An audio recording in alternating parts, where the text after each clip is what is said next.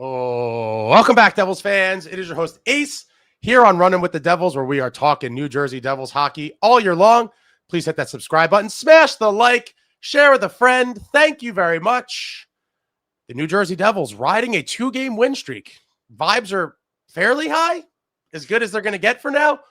Big game Saturday night, looking to slay the dragon, hopefully beat the Carolina Hurricanes, make it 3 in a row before heading out on the Western Canada road trip. We will see how that goes. But in my quest to bring you guys some entertaining stuff and conversations, I know a lot of you have expressed your interest in guests. You are beyond tired of listening to just me. And we have a special guest this evening, a very special guest indeed. We have Kristy Flannery of the Hockey News, a very thorough, diligent, excellent reporter who not only covers our beloved New Jersey Devils, but also covers the Devils AHL affiliate, the Utica Comets.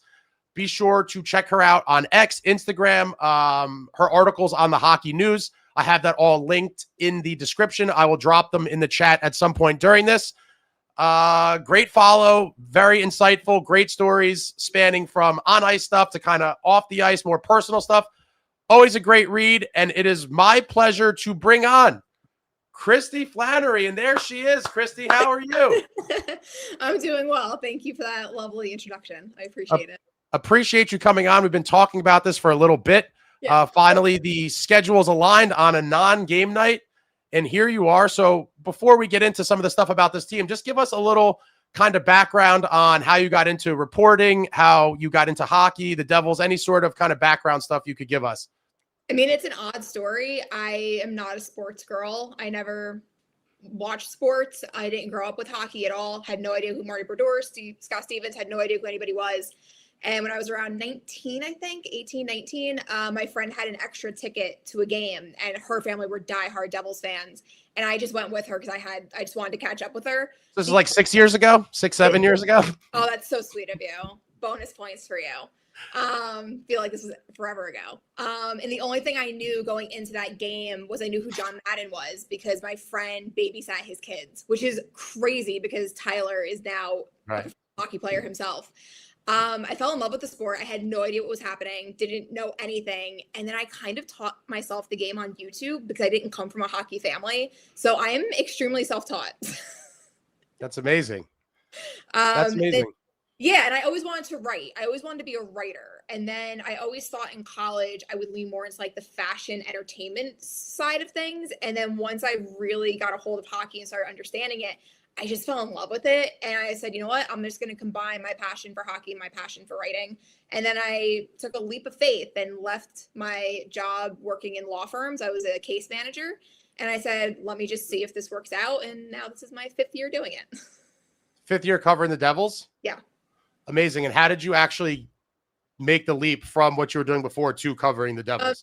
Yeah. So during COVID, it was a very tough time to work in the law offices with divorces and things like that and people being stuck in their house and everything. And it got to be a lot. I was just mentally not in a great place. And my husband said, he goes, why don't you just try writing? So I ended up applying to a couple just like blogs. I didn't have a resume. I didn't have anything. And immediately got accepted by the Hockey Writers, which was funny. I quit my job at like 5 o'clock and 8 o'clock, I got the email that I could start writing for the Hockey Writers.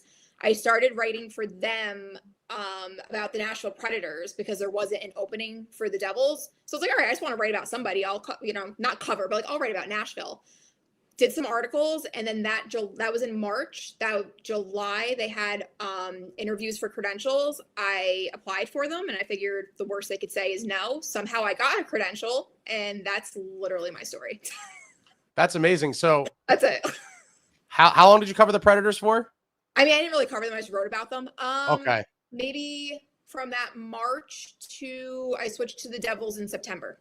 So more of like an outsider's perspective. You didn't have Yeah, it's not like I was in Nashville or anything. I didn't have a credential. I just wrote about topics. And I think when you're in that sphere, you're writing opinion pieces or stuff based on the work that other journalists that are around the team are doing. Mm-hmm. That's what I was doing. Because I'm not going to sit down and say I was covering the Predators. I was writing about them, building up my portfolio. So when it came time to switch to a credential, Devils PR, everyone had an idea of what I could do and what I can bring to the table.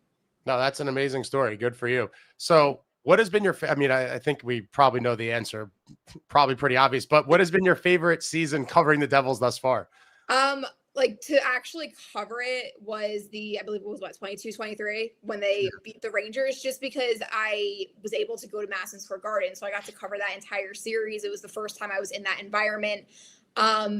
So yeah, to watch and observe, it was definitely that season. But funny enough, I think for me on a personal level and just my growth, because it was a journey for me to get from point A to where I am now, it was actually 23-24. That was, I think, kind of my breakthrough in figuring everything out, understanding how things worked, and finding my voice on how I wanted to cover the team. Because there's so much insecurity, right? Like you don't have confidence when you're in that environment because you don't really understand how it works.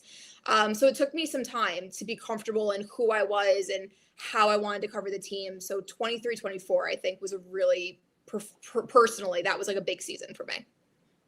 The lost season. I'll never get over it. So during 22-23, the Ranger series, did you go to all 7 games? I did. Wow. I did. It was it was a great time. And honestly, I love Madison Square Garden. Like their press box and like their setup and everything is great. I was going to say, is it all the way up at the very top like it is at Prudential? Is it in a slightly different? No, it's like the bridge. So you're lower because I feel like I don't have great eyesight and I have issues with my eyes. So when you're in Prudential Center, you're all the way at the top. Like I don't think people realize how high you are. And I have trouble seeing. So for me, it's a little bit tougher. I mean, thankfully at this point, I know how most of the guys skate, so I can kind of pick them out just by their posture and their movements. But yeah, I went to MSG and I was like, oh my God, I could see. This is amazing. No, that's awesome. So over these past 4 or 5 years, who have been some of your favorite guys to interview? I would have to say, as far as there are 2 players that really helped me find my voice and helped me with my confidence, and that is Curtis Lazar and Brendan Smith. They are phenomenal interviews. Great. I could ask Brendan Smith one question. I have 400 words worth of an answer. So for my job, he was amazing. Right now on the team, Nico's really great. Paul Cotter. I love Brett Pesce. I love sitting with him way more than I thought I would. I didn't think I was going to be that big of a fan sitting with him when he first came over, but he's one of my absolute favorites. But it also depends too on what you need. Part of my job, I always say, is you have to figure out the personalities to a certain degree, so I know who to go to for what and who's going to give me the best quote for what I need. So there's certain things where I just, you have to kind of read the room and figure out like who can I go to, but they're all for the most part really easy to work with. They're all really good, but yeah, Brett's up there. Brendan Dillon's really great perspective. Honestly, Jake Allen, I feel like I learn something new every time I sit with Jake Allen. It's like he's teaching me a class. When you hear some of those guys you mentioned speak, specifically for me, listening to guys like Jake Allen and Brendan Dillon, kind of the elder statesmen who've been around, they do seem to give pretty lengthy, kind of eloquent deep dives on what would seemingly be kind of a short answer question. And a lot of guys might answer much shorter. I've seen in a bunch of clips where they will go off and kind of get into the nitty gritty of what was being asked of them. And I certainly love listening to Brendan Dillon. He's probably one of my favorite players on and off the ice. I've had the opportunity to talk to him a couple times off the ice and always gives great insight. And so now I'm going to get into the very loaded question, I would say. Overall thoughts on the Devils season thus far, this 25-26 campaign? Disappointment. I think that's fair, especially when you see at one point in the beginning of the year, they have the 8-game winning streak. You see them at the top of the standings. You see kind of what's snowballed and what's happened over the past month and a half. I mean, I think it's disappointing. I think you can see a lot of players and feel that they've underperformed to what your expectation is, whether it's based off of their play from the year prior or their contracts. It hasn't gone great. But I do agree with Sheldon when he says, and like even some of the players will say, like things are never as bad as they seem and they're never as good as they seem. I do kind of tend to agree with them with that, but I think like I can't sit here and lie and say, yeah, this has been a great season for the New Jersey Devils, because it hasn't. Couldn't agree more. It just seems like a lot of guys simultaneously are having down years. And unfortunately, when you have several guys doing that in big roles, and especially when a guy like Jack goes down for the amount of time he did, you're like, damn, this is pretty brutal that everyone decided to have, one of their worst years all at once. Super unfortunate. Hopefully they do, turn it around. Obviously there is 35 games left. And if they do play at a high level, anything's possible. I'm hoping for the best here, but wow, they have to play at a super high level, definitely, to even get into the playoffs. thoughts on the much talked about headline tabloid frenzy of the Quinn Hughes no deal? I knew you were going to ask me this, and I actually said this. I did a hit with Dave McCarthy for NHL Radio, and we were kind of in agreement, but I know a lot of my colleagues were pushing for Quinn, saying, oh, you trade everything to get a player like Quinn Hughes. And I don't think nobody's doubting that he's not the second best defenseman in the league after, right after Cale Makar. I was hesitant with Quinn for a couple of reasons, but the main one being I don't think that this team is a Quinn Hughes away from getting their problems fixed. I don't think that he would have moved the needle, I think, in the way, and I'm probably going to get screamed at in the live chat for this, but I just feel like Quinn Hughes was not going to solve the issues for this team. No, I agree. I don't think in most cases, unless you're like super close to being a legit contender, that one guy is going to put you over the hump. But I do think it was talked about for so long, and it seemed like the Devils did have the inside track. And, obviously Jack and Luke wanted it to happen. Everyone's speculating Quinn wanted it to happen. Believe it or not, there are, I would say, I think this is a way more polarizing topic than you believe. I don't think it was anywhere near, unanimous that everyone was like, go get him. I think a lot of people were like, don't get him. And a lot of that has to do with, there is I'll call them an aggressive anti-Hughes kind of contingency within the fan base. And then there's also a pocket of people that were like, oh, we're going to get him for free in 2 years, so why give up assets? So there was a whole bunch of kind of other things behind that as to why people did not necessarily want him. But what did you think about, and we'll get to this as a whole in a little bit, but when Fitz was like, oh, the cap space was not an issue, what did you think about that? I mean, I know we're going to talk about the press conference, which really wasn't even supposed to be a press conference. It was more of a roundtable, like Q&A. I felt like he said exactly what I thought he was going to say. I didn't think he was going to go into specifics. I didn't think he was going to go into details. So how it went is pretty much how I expected it to go for the most part. I mean, I guess you could speculate on that all you want. I mean, obviously we all know what their contract situation is like. We know the no movement clause. We know what their salary cap is. That's all public information. We're all aware of that. I don't know. For me, even I don't know if you saw, but I think it was Mike Russo, who does great work with the Wild. Like, even he said, like, he was talking, I don't know if he was talking to Quinn or he heard that, the other issue was maybe Quinn didn't want to come to New Jersey because of how it would affect Luke, which some people said was BS. Some people were like, no, it makes sense. I think when you look at the Devils blue line, like, they have a stacked blue line. Like, they already have too many defensemen, and that's not even including Seamus Casey and Ethan Edwards and Silyev, who's coming over. So, like, for me, I understood that argument of, if you bring Quinn over, how is that affecting the rest of the blue line? How is that affecting Lukehughes? How is that affecting Simon Nemic, who obviously wants to quarterback the power play as well? So I think there were valid questions about it. I do think from a marketing standpoint, it's going to make you a ton of money to have the three of them and be able to market the three brothers at the same time, especially three players at that high caliber. But yeah, as far as what Fitzgerald said, you're never really going to know the truth, to be completely honest, at least not right now, especially if they do think that they have a chance of getting him maybe in, once his contract's up with Minnesota. So that didn't surprise me at all. Yeah. And then new reports came out in the past couple of days that, like, oh, he wanted to go to Detroit. I don't know. I personally think the thing about, like, oh, he didn't want to affect Luke, like, I think that's total BS. I mean, that just sounds crazy to me. I mean, when all three of these guys have talked about, oh, it'd be awesome to all play together, like, clearly you understand the implications. Like, yeah, Luke is a very good, promising defenseman that I still believe is going to become a stud, but, like, Quinn is all world. So obviously that's going to mean he takes a back seat. I think they all gladly accept that to have them all together, but we'll see. I think he will ultimately re-sign in Minnesota with Bill Guerin or go somewhere else. I do think that the ship has sailed for the Devils. I would love to be wrong about that. I make a lot of predictions where I say, I would love to be wrong about this. That's certainly one of them. I would have liked to see him here, but it is what it is. Which kind of leads us to the next question, that this was like your initiative with some of these fine folks on X. I guess I'll just call it the Nemo versus Luke situation, right? A lot of people are like, they've been treated differently in their development. And you said, I'm going to talk about this on a YouTube show. So here we are on the YouTube show. Very curious about this one to hear your thoughts as an insider on this very topic. And the floor is yours, Kristy. So I think what's funny is I wrote an article last year, and that's kind of where this all stemmed from. This article is now haunting me a year later. about when I watched the Devils last year, because really nobody knew what Kovacevic was going to be. Kovacevic was kind of a wild card coming in. I wrote an article that, based on my observations, I felt that Nemic would benefit from going down to the AHL and working on his two-way game. The thing that with me with opinion pieces is I observe and I watch things and I formulate an opinion, but I'm not one that's going to run immediately to my computer and just start putting out my opinion.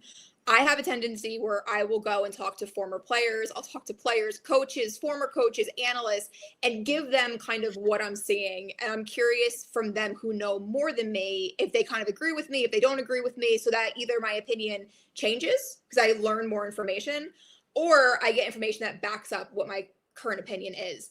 And with the Nemic article, I observed for a while and I asked around and I talked to people, and the consensus was that I was on the right track. And so I said, okay, I'm going to write this, but usually for me, opinion pieces actually take me long. And if you've noticed, I don't really write that many in a year. But I felt very strongly that the way that I wrote it, I'm like, this makes sense to me. A lot of people disagreed with it, which is fine. You can always disagree with me. You don't have to like everything I do. But the thing with Nemic, because I think there were people that thought that I was like just attacking him just to attack him. It always came down to effort. Like the things that I saw from him, like, yeah, mistakes happen. Like every single player on the ice makes mistakes. You know, I can write an article after every game about Nico making mistakes or Brack making mistakes. But with Nemic specifically, it was always effort-based. And for me, that's something that a player always has control over. You can't control your ice time. You can't control if you're quarterbacking the power play or any kind of role like that, but you can always control your effort. And when I wrote the story, I felt like he would really benefit because the tools are there for him to be a very good two-way defenseman. And it wasn't even really a knock on him. It was more that he was young. You don't want to sit him in the press box at that age. Put him down, give him like 20 plus minutes a night, and let him really develop both sides of the puck. And I got like raked over the coals for it, which was fine. But yeah, for me, it was always with him, it was always effort based. And after the playoffs or during the playoffs last year, because I have my quotes with me, I asked Sheldon about this in an off-camera interview. Because I had people who previously worked with Nemic kind of say the same thing to me, that was kind of an area that he needed to really focus on. And the quotes that I got from Sheldon was about his, about the effort. He said, I quote, "I would say he's taken steps in that area, but that has been part of the development process for him, just to embrace the work that needs to be done. It's a hard league and not everything works on the timeline that's in your mind. The league humbles you. You have the decision to either recognize this and get to work, or it's going to be a lot harder on you than you want it to be. That is what we're going through with Nemic, and I've seen positive steps in that direction." So I wasn't completely off base with where the why that story was written. And then even when we talked about, we talked about his urgency as well. And I think when you go back to that game, it was the Winnipeg game where he was on the ice for 3 goals against. I think it was like 3 shifts in a row or something like that. And, Sheldon spoke about how like the player that plays like that doesn't belong in this league. Like they don't belong in the NHL. And obviously you saw Nemic get better over time. And I asked about, have you seen that urgency from him? And he said it has improved. There's a way to go, but to me, it has improved, which is why you trust him in these games. You put him in the lineup, part of necessity with the injuries, but the other part is that he has taken strides towards being a good player. Yesterday's positive result, which was the game-winning goal that everyone knows, is going to help him take a big step in his confidence, but it's not going to change the work that needs to be done. And I feel like that was always the thing that I guess criticized, if people want to say I criticized. It was always the effort. It was never the mistakes, because every player makes mistakes. And I'm not going to sit here and say Nemic makes all these mistakes, but Lukehughes is perfect. They both make mistakes. But for me as an observer, criticizing an effort of a player is something that I'm comfortable doing. Mistakes, like I said, everyone does it. But I think when you look at it now, when you add Luke into the mix and you say, okay, well, they both make mistakes. Yes, they do. But when you add in the effort and the urgency part of it, I don't think effort and urgency is necessarily where Luke's, I guess, if you want to say downfall or negative, like the negative aspect of his game is, I look at Luke as a high risk, high reward player, just like Jack, just like Quinn. But I think as he's getting older, he's realizing that there's certain things that he can't get away with certain opposition. And I think that's when you see, him thinking that he could skate in front of Jake Allen's crease and Taylor Hall's not going to pick his pocket. Like those are the things. So when Sheldon talks about how you can't bench him, or he's not going to bench him because you might not get the same player back. You have Luke, who does already have the pressure of the contract. He's not having the strong year, and you're criticizing him for those high risk plays, but at the same time, those are the same high risk plays that when they work and they're effective, you're like, oh my God, did you just see that highlight reel play that he made? So I understood where Sheldon was talking about with, I understood his point about, you can't criticize and then celebrate the high risk plays. You can't criticize it and, bench him when it doesn't work out, but then celebrate it when it does. And I think, going back to it, I never looked at Luke and said, wow, there was zero effort. And he just, I don't think that's the case with him personally. For me, I think it's just that understanding that high risk, high reward, and understanding that you're a defenseman, you're the last line of defense before the goaltender. And maybe you have to take some of that risk out of your game and just play a more simple Brett Pesce type game. But yeah, for me, Nemic, it always came down to the effort. And I don't have an issue benching a player for not having the effort that you expect them to have, because maybe they don't have the minutes that they want, or they're not in the situations that they want. Because I do think that he's a good player. I think he has the potential to be a very strong two-way player. I mean, even if you look right now, Nemic can get his shot through from the blue line. You're seeing Luke have some problems with that right now. So I think when I say that you're comparing apples and oranges, that's kind of where I'm coming from. Is I think I'm looking at effort versus maybe just maturity and realizing there's things that you can't get away with, or maybe you're not, you're skilled enough to do this here, but maybe you're not skilled enough to do it when Connor McDavid is your opposition, if that makes any sense of what I just said. No, so the only thing, it's just hard for a lot of people to, because what you're saying is not a provable thing, right? Effort, is he totally dogging it? I don't know. Is he maybe pouting? These are probably things that maybe show themselves a little bit more behind the scenes that people wouldn't see from watching the games on TV. So I certainly understand from that aspect. The only thing I had a problem with personally, and I think a lot of people took issue with, was in that explanation that you mentioned, that Keefe was like, oh, he's a high risk, high reward guy. You can't kill him for mistakes. That's what I said, just to clarify. I thought he said something along the lines of that too, though, that he was like, you can't celebrate his highlight reel. He did say something very similar along those lines, but I don't want to put words in Keefe's mouth. That's but loosely paraphrasing, it was take the good with the bad. There's going to be, some high risk plays that might not work out, but he's the type of player that is that. So you can't kill him for the mistakes and celebrate the goals. I think the only thing was, the mistake wasn't a bad pinch or something trying to score, or caught out of position in the ozone and they caught you and went the other way. It was like you said, literally just kind of very relaxed, skating right in front of Jake Allen with a former Hart Trophy MVP winner in Taylor Hall barreling in on you, and just to assume that this guy's not going to make a play on you, and he just strips it off him in the net, and it was infuriating. And then obviously that was the second one of the game. Enter what I would call the Luke Hughes Boogate situation, with the mounting frustration of the fans, and then that was basically the second goal he had given an arch rival at this point. People just lost their minds. So I kind of get both sides of it. Yeah, no, I think it's something that you can go back and forth with. And like I said, whatever explanation I just gave, there might be people saying, I absolutely don't agree with her. She's completely wrong in this analysis. And that's totally up to you. You can absolutely say that.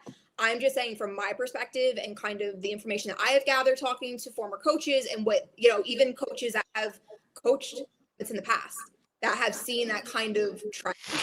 And that's where my observation comes from. I personally would have probably benched Luke after those two, but those are situations and decisions that are above my pay grade.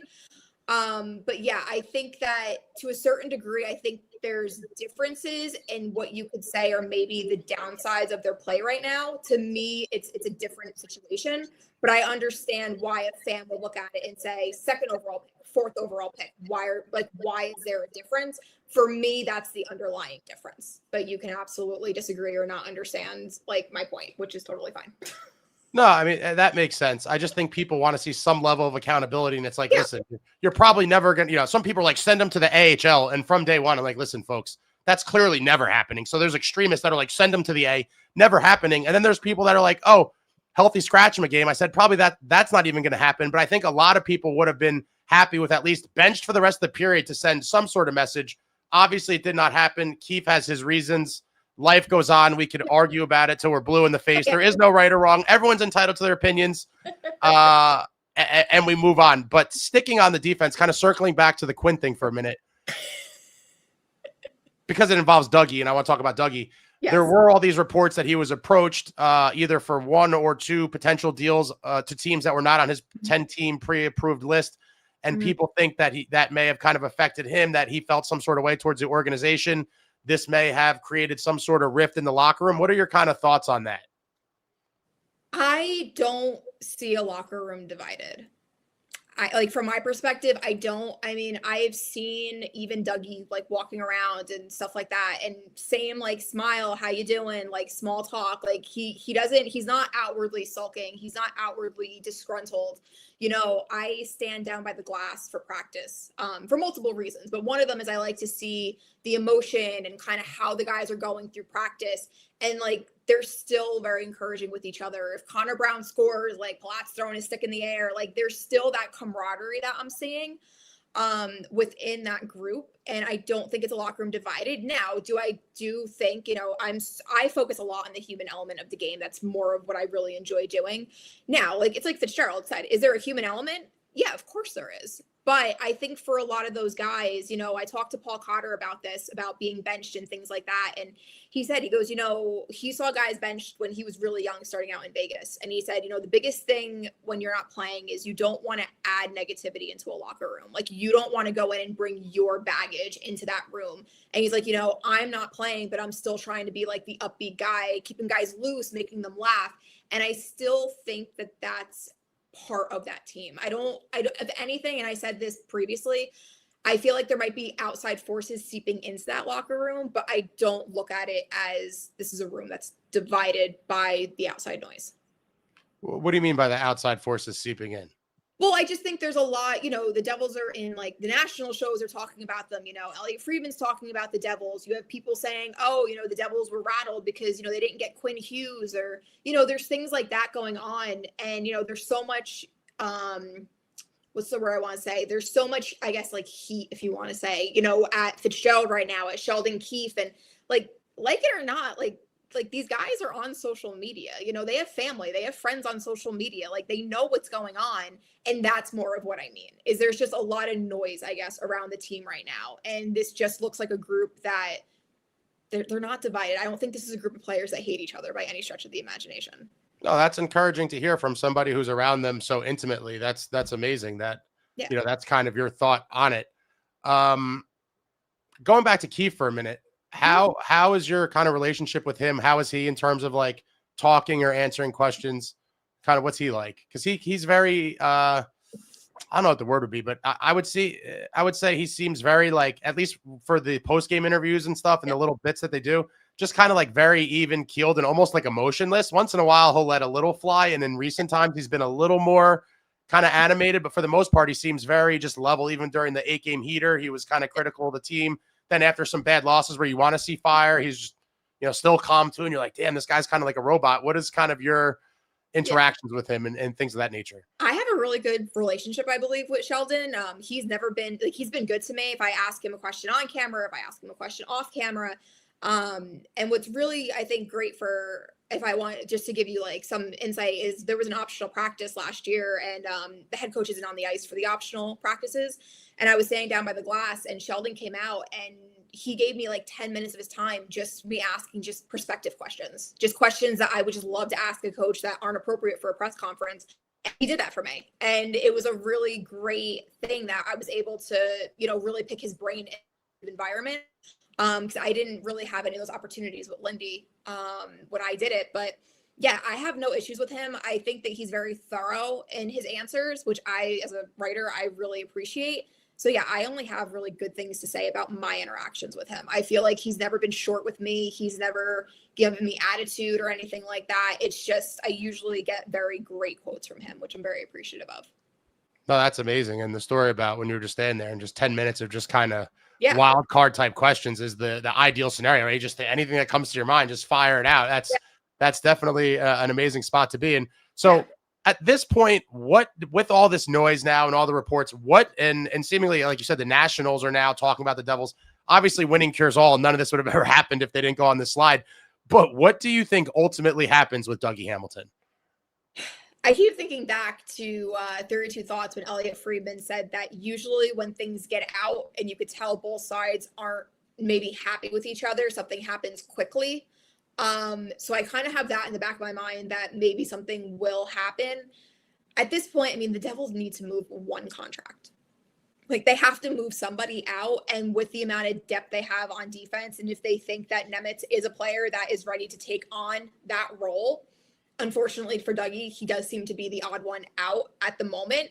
But again, and I'm going to go on a slight tangent, but it's all going to wrap in together. You bench Dougie Hamilton and look at the Dougie Hamilton that you've got in the last two games. So even going back to the Luke and Nemic conversation, I think part of being a head coach is knowing how to push your players. And I think every player responds. They all have different personalities. They respond differently to different things. And it seems like, Dougie really did. Like, he's played so well since he's returned back to the lineup. But yeah, I do see a world where Dougie is going to be moved. I'm not sure where that's going to be. I don't, it gets very tricky when they have their no movement clauses. And I really don't think a player should ever be criticized for having that. Like, that's their right to have. And I look at it as, instead of yelling at the player for making the money that they have or like having the clauses that they have, it's like, don't yell at the kid, yell at the parent that did it. It's not like the players have every right to do those things and have the ability to say no and decide where they want to continue their career. But as of right now, it does seem like something is going to happen. It's just a matter of when I think it's going to happen. I completely agree with you. A lot of people, like, listen, you could be mad at him for not waiving it, but in the end, 1,000% is his right. I'll always back players with that because that was part of his contract, and people kind of have revisionist history. I know a lot of people are angry that the sheer abundance and the amount of no moves and no trade clauses have seemingly handcuffed Fitz, despite him saying that it's not an issue. I don't think anyone believes that either. But a guy like Dougie Hamilton is one of the ones where I have no issue with Fitz even giving it to him. And listen, I'm super critical of Fitz and say what I think all the time. And there's been plenty to be critical about, in my opinion. But for the people that are like, oh, screw Dougie for not, agreeing to go this place or that place, and screw Fitz for giving it to him. Like, you have to remember, he was the belle of the ball that summer. He was, if not definitely the most coveted defenseman and probably the number one, if I'm not mistaken, the number one most sought after free agent across all positions that summer. And so that's a guy that definitely, like, listen, it made total sense that you had to pay him and give him that protection to get him here, because obviously leading up to that point, New Jersey was not this grand destination that guys were dying to come to. Right. Now, on the same breath, I will say, I don't, some people I think then take it to the next degree, like Dougie made us a destination, all these things. I don't believe any of that's happened either. I do think they came with a $63 million check and the trade protection. He was like, thank you very much. I will see you soon. So I'm not going to go to the other extreme, but I certainly do think it is crazy for people to kind of begrudge a player for holding up something that they had bargained for in negotiations when, every other team that was courting him, which was probably half the league at the time, would have given him the same thing. And so I totally agree with you on that point, and hope, that this kind of gets resolved amicably or as good as possible, because I guess that leads into the next question here in terms of our crowded right side of the D. For as long as Dougie's here, how do you think they go about picking who to sit out of the lineup on any given night? I feel like this is not going to be a popular opinion either. I feel like Kovacevic and Siegenthaler, I think a lot of people forget because maybe Siegenthaler is not having the season that people want from him, but the two of them together were so dynamic last year and so effective. So for me, I would like to see them go back and really build that chemistry with each other and get to that place that they were last year, because they were so important to the team's success. And, for right now, you could argue that it should be the better player. Right now, probably Dougie, with understanding that Nemic is coming off of an injury and that could be hindering him. He might be at like 80, 90%. He might not be at a full 100. Some people would say that you can rotate them in and out. I actually personally like the idea of kind of rotating them because you're giving both of them a spark to really prove like why they should be in the lineup. Like, and again, it kind of goes back to the effort thing too. Like your spot's not guaranteed. Like if I'm putting you in the lineup and you're not performing to the standard expected of you, your replacement's right there. I could take you out, no problem. So I think there's that extra motivation. I kind of like that idea, but I don't think that's going to be a popular one. I think most people would say you're going to take in whoever the good guy, the hot hand is. But again, you argue back with, Nemic is still young. Do you really want a young player sitting in the press box when you feel like Dougie Hamilton's not part of your future?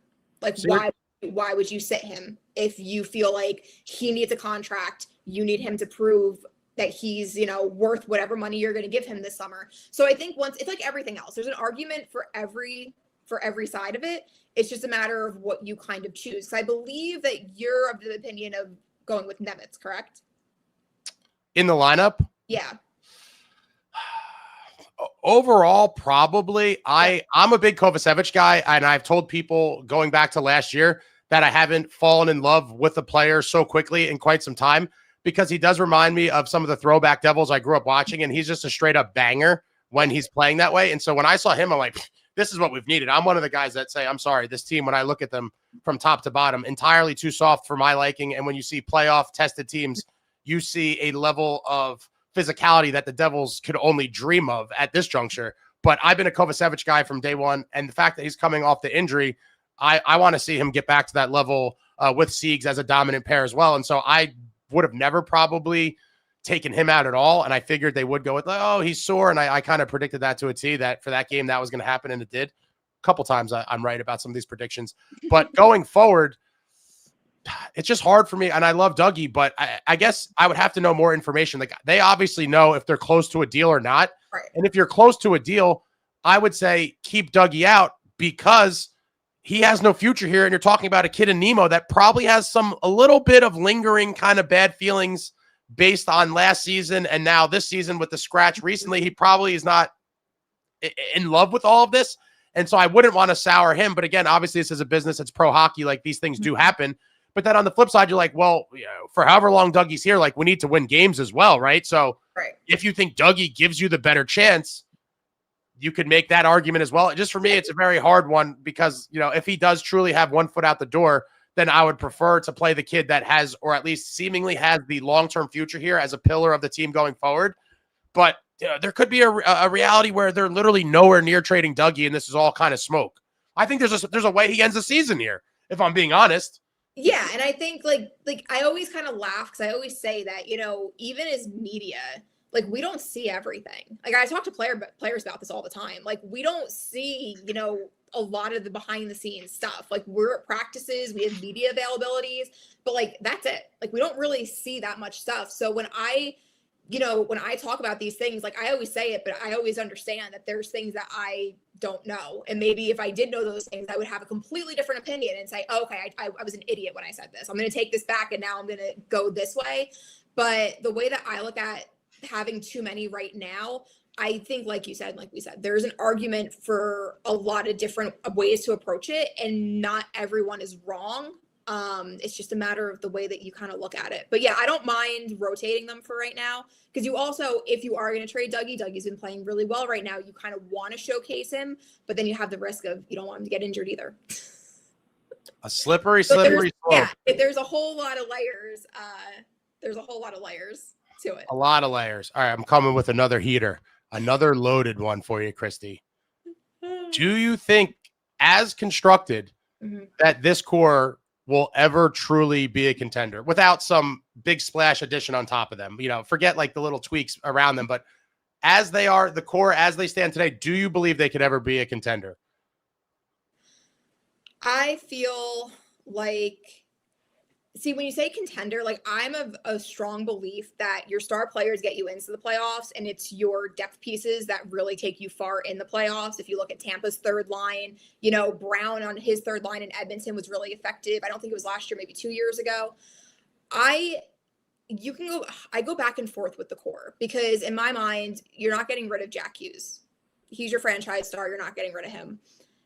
I think it's lunacy when I see people say trade Nico. I think that's absolutely absurd. I don't think people realize everything he does for this team, and you will notice very quickly when he's gone how much he actually does night in and night out. Then you look at Bratt and Timo, right? And think, okay, well, if we're going to make a move for the core, those are like your two pieces that will most likely be on the move. I see people with the Jesper Bratt and say, well, Jesper Bratt is the most expendable. My argument to that is that the one thing that this team desperately needs is a top 6 left wing to play with Jackhughes. And on paper, it looked like it was Timo Meier. Big, strong, power forward. Like on paper, he was the perfect complement to Jack.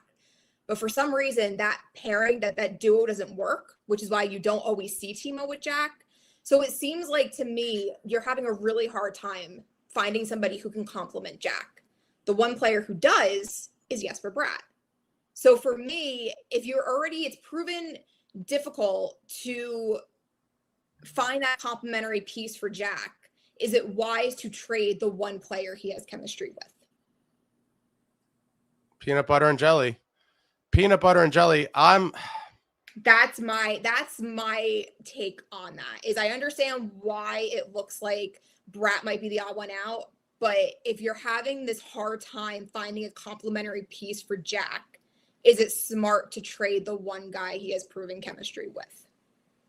No, I get that. I grew up in the Lou Lamoriello days. I don't know how much you know about Lou, but a very shrewd hockey mind and operated that way, would trade away guys that he looked at as sons if he believed it made the hockey team better. And I've kind of taken on that mentality, and especially as I've gotten older, that for me, there is no such thing as untouchables. If there is a deal to be made that improves the hockey team, regardless of who it is, I'll make the trade. Lou always said, famous quote, it's about the crest on the front of the jersey, not the name on the back. And I've always kind of thought that way. I do agree with you. And by process of elimination, I've kind of talked about this before with the folks here, is that if you were to break up the core, you go down the list and it's like, okay, the owners are not going to trade Jack. So you take him off right away. Nico, a very good two-way center, captain of the team. This team desperately needs another center, in my opinion. So you're not going to trade your best one. So you take him off. And then that leaves you with Bratter and Timo. And when I look at them, I just say Timo is the only kind of bull you have in the top 6 that could bring some of that grit and physicality and produce some points. And so I'm like, I'm not going to trade him. So for me, it always comes back to Bratter by process of elimination. And I do love the guy. And I will be very upset if and when he is ever moved. But it just seems like we're kind of at this standstill, and a lot of people will agree or disagree on this as well. But it seems like they're at this point where they do have kind of just slightly redundant players where it's like they do need a little new element kind of in the mix if they're going to really push it to the next level.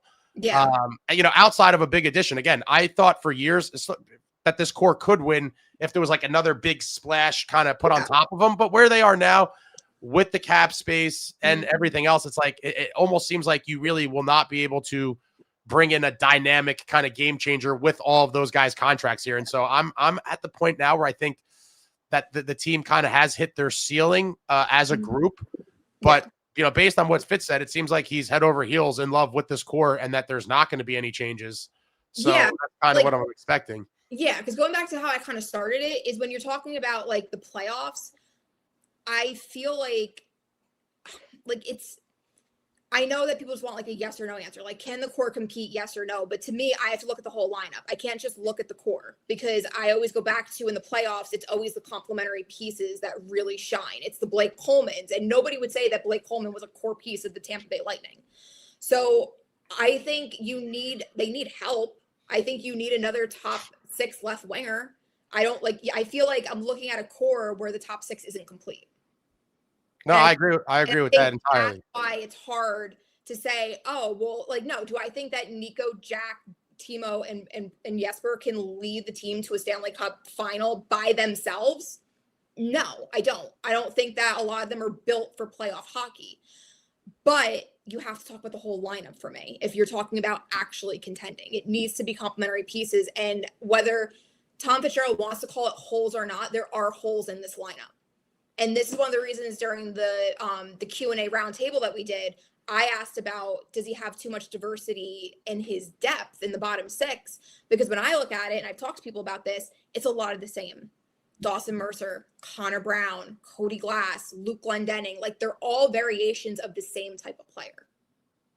Now, you definitely need gamers in your bottom six that are going to win games in playoff series when your big guns go cold. But I just feel like the big guns still got to be the big guns to some extent. Like, great, you're going to perform during the regular season, which they're not, obviously, this regular season, which is a big problem at hand.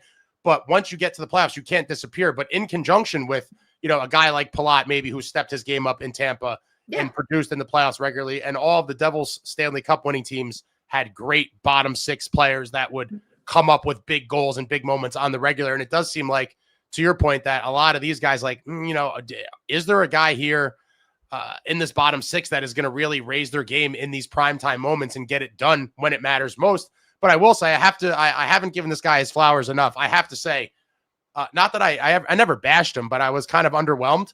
But I have to give the appreciation to Cody Glass. Has been a phenomenal surprise, in my opinion, on the season.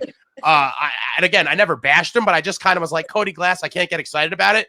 Yeah. This kid is a gamer. Registered his 10th goal last night. Big face-off win, gets the net, cleans up the rebound. Like, he is a gamer. He wants to win. And that is a guy I desperately want to see in the playoffs with this club, because I think he is one of the guys that is capable of delivering some big-time moments when least expected. Yeah, and I what I love and appreciate about Cody is he knows exactly who he is. Like, we've had conversations where he says, like, there's guys in the league that are here to, like, win faceoffs and, have strong defensive play. And he's like, I'm one of them. Like, that's why I'm here. And I love players that understand what their role is and they just dive right into it. And, Cody, even after the playoffs last year, because that line was kind of absent that entire playoff round versus Carolina. And like, you talk to Cody about it and he cares so much. He's like, I thought about that all summer, that we just, we weren't, and I'm paraphrasing what he said to me, but basically that, like, we weren't able to kind of contribute to the team during that stretch.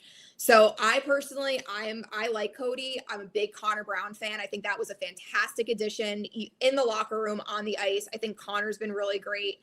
You do need, I think, a little bit more diversity down there. I think you need some more physical guys down there. But yeah, Cody's great. I think Cody is doing exactly what you want Cody to do. I'm dying to see some animals brought in. Would prefer a top six one.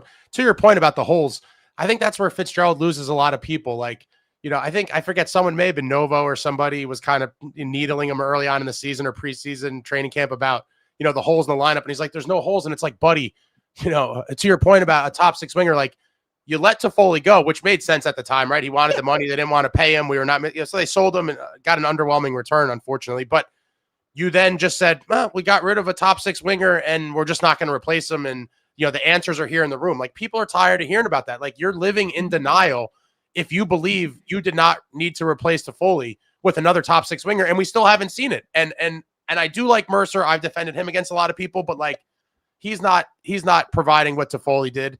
And, none of the other guys that are currently here are either. And so I think that's where he just loses a lot of people, where you're just like, come on, man.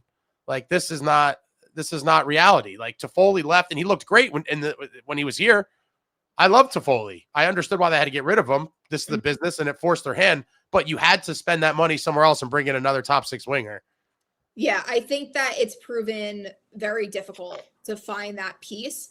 And I've talked to you about this too. I'm like, I don't even know who that piece is, because like I said, on paper, it looked like Timo was kind of that guy that you needed, and it doesn't work. So now, do you trade for a Jordan Kyrou? Do you trade for a Jason Robertson? Or do you trade for another guy that is that effective and has a massive contract? Because then what if it doesn't work? And now you have a second and third line left wing that's making over $7 million, and they still can't quite figure out what to do to complement Jack and Brat.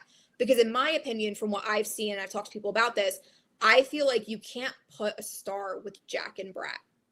Like, Timo Meier was the guy in San Jose. Like, everything went through him. His role was completely different in San Jose than it is in New Jersey. And I think, with Jack and Jesper specifically, they depend on each other so much, and they have the puck on their stick so much, that I don't think putting a guy that's also used to that is going to be effective with them. Because when I talked to Stefan Nason about what it's like playing with them, the one thing that stuck out to me is he goes, they don't even realize there's a third person on that line. He goes, like, they just constantly look for each other. So then it goes back in my mind, and I'm like, okay, so you really do need a guy that's going to be more like a grinder, that's going to be on the walls, getting the pucks for them, opening up space for them.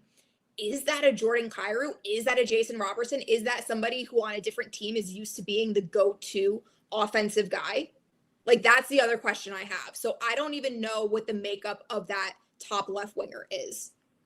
I really don't. I go back and forth in my mind all the time about who potentially could successfully complement them without affecting the chemistry that you see between the two of them. Yeah, two guys that definitely like to play with the puck a lot, which is why I think, much to the chagrin of a lot of Devils fans, why Palat was there so often, because he is going to do all those things. And they've both been super complimentary to him, despite, again, poor Pally. I've defended him forever too. I love the guy, obviously not given $6 million worth of production, but he is a grinder and does go to the dirty areas and does stuff to help the team generate goals. And I think just because of when you look at, the rest of the lineup, by process of elimination, they're like, throw Pally there because he'll kind of fill that role to some extent. Now, I do think, in some games we've seen him get set up with glorious chances where obviously he did not finish and all those other things. But to your point, it will take a special type of player, I think, to gel with them to kind of get the maximum effect for the whole line. All right, appreciate your time, Kristy. We're getting towards the end here. This has been phenomenal. We're going full blast into the Fitz presser, the infamous latest Fitz presser. He came out of witness protection hiding, a multiple-month hiding. No one knew where this man was. He finally emerges. The public had no idea this was coming, kind of unannounced.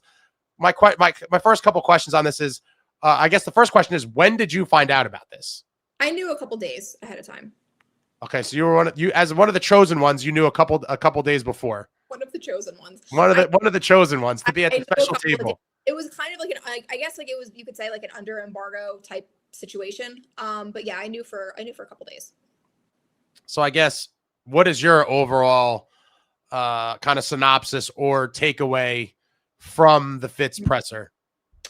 I remember before the presser was even, brought up to us. I think it was the guys on the Tri-City podcast, Johnny Lazarus, Mike Rupp, and Art Staple. And the one point they were making at that time is they said, there's nothing that Fitzgerald's going to say that's going to make fans happy or, as I would say, calm the waters. And I agreed with them. And after I sat through it, I said, this is 100% correct. Like, I don't think anybody who had concerns about the team, I don't think they listened to that roundtable discussion and said, okay, I feel better. So I think that, you do need to show your face. When you have your 22-year-old defenseman coming out after getting booed by the home crowd, you're having Jacob Markstrom come out after a 9-0 loss to the Islanders. Sheldon Keefe's talking to the media every other day.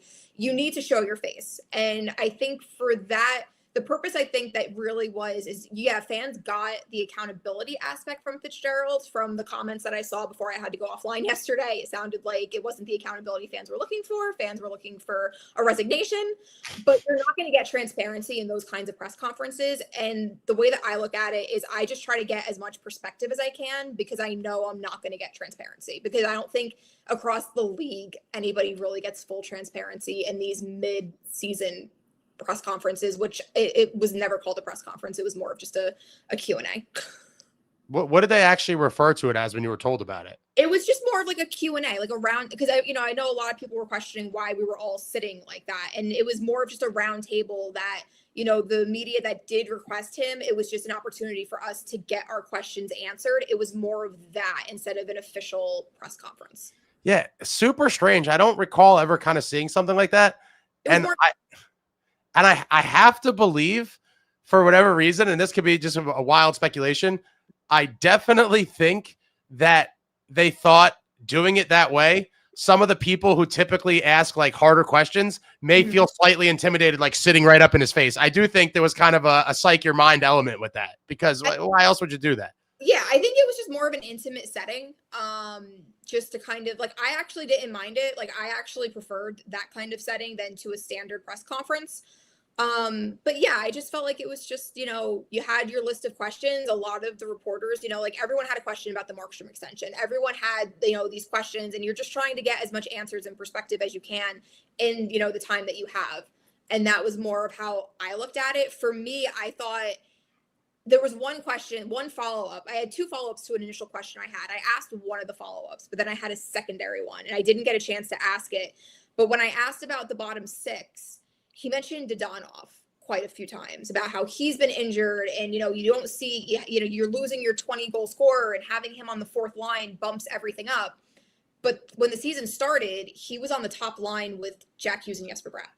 It's funny you mentioned that, because as soon as he said that, I was like, yo, you signed this guy to be on the top line. Because I remember when it happened in the summer, I was like, oh, I like this as kind of a gamble for a bottom 6.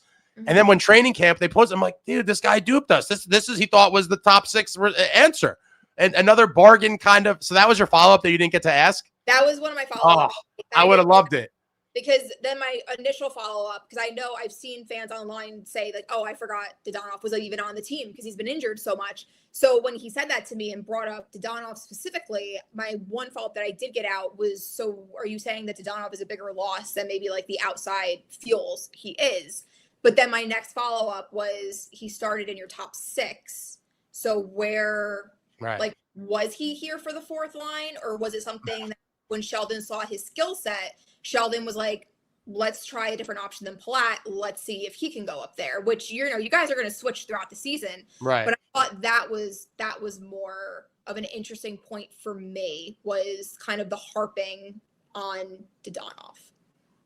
Yeah, I thought that was an interesting bit too. And when he first said it popped into my head right away. I'm like, kind of a bait and switch, because everyone thought it was a bottom 6 signing when it happened. But, training camp comes and he's on the top line, like, that was kind of what you try to budget fix. But what did you think about when he said he doesn't look at the standings? Were you surprised by that? I was like, what? Like, I mean, I know the players don't. Totally different, in my opinion. Yeah, I would think that the front office would, at least keep tabs to kind of see, just based on just the parity in the league and, where other teams are at, and, what teams are in a playoff hunt versus teams that are legitimately going to be sellers, maybe to that regard. But yeah, I was like, okay. I thought that was super odd. Like, certain things maybe you just leave in the brain and you don't say out loud. I thought that was super weird. But I guess, what are your expectations for the rest of the season? Do you think this team finds a way to play? I did the numbers. It seems like they'd have to play minimum like 650 points percentage hockey, more than likely, to make a playoff berth. What are your thoughts kind of at looking at the boys going forward for the rest of the year? I think going back to Jake Allen, I love that Jake Allen said that when I asked him if he was surprised about the team's performance given the talent on the roster, and he immediately was like, it's not about talent.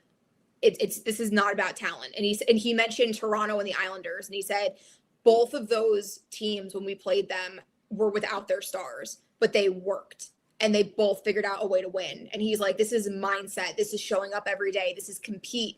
And I felt like it was a very authentic answer from him. And I do think he's right. I think they do have talent in that room. I think that this is a team that when they figure it out and they're on the same page, they're absolutely capable of competing.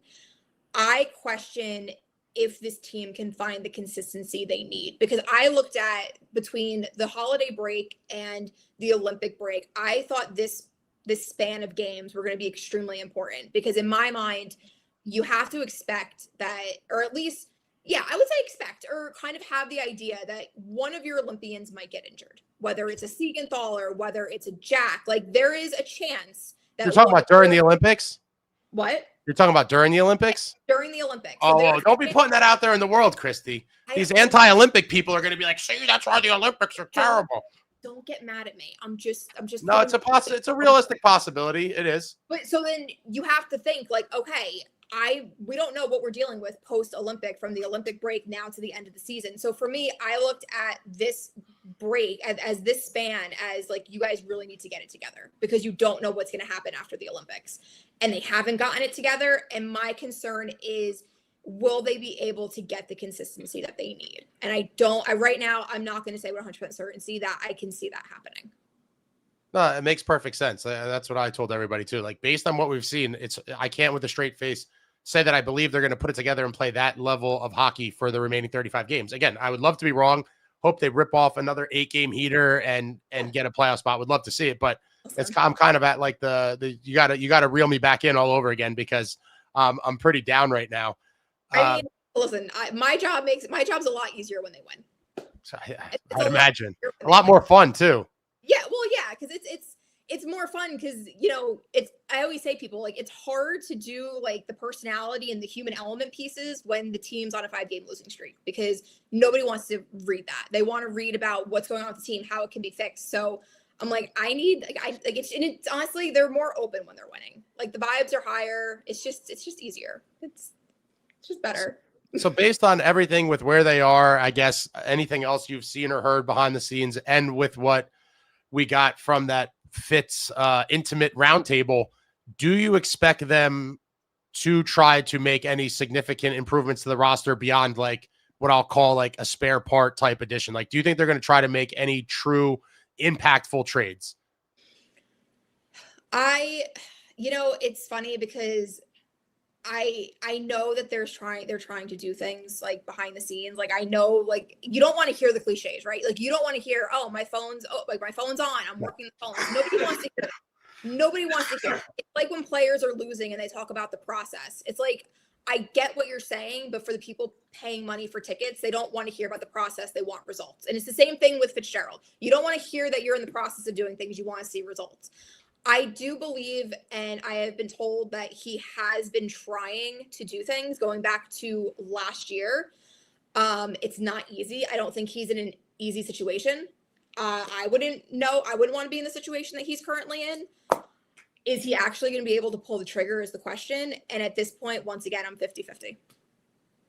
Because there's so many teams that believe that they're one run away from being in a playoff spot. So why would you sell things off if they believe that they could do that? So I don't know if this is the year you're going to see it, but I do know that there are moving parts that he's trying to do. It's just a matter of, is he able to do it? And so far he hasn't been able to make that big move.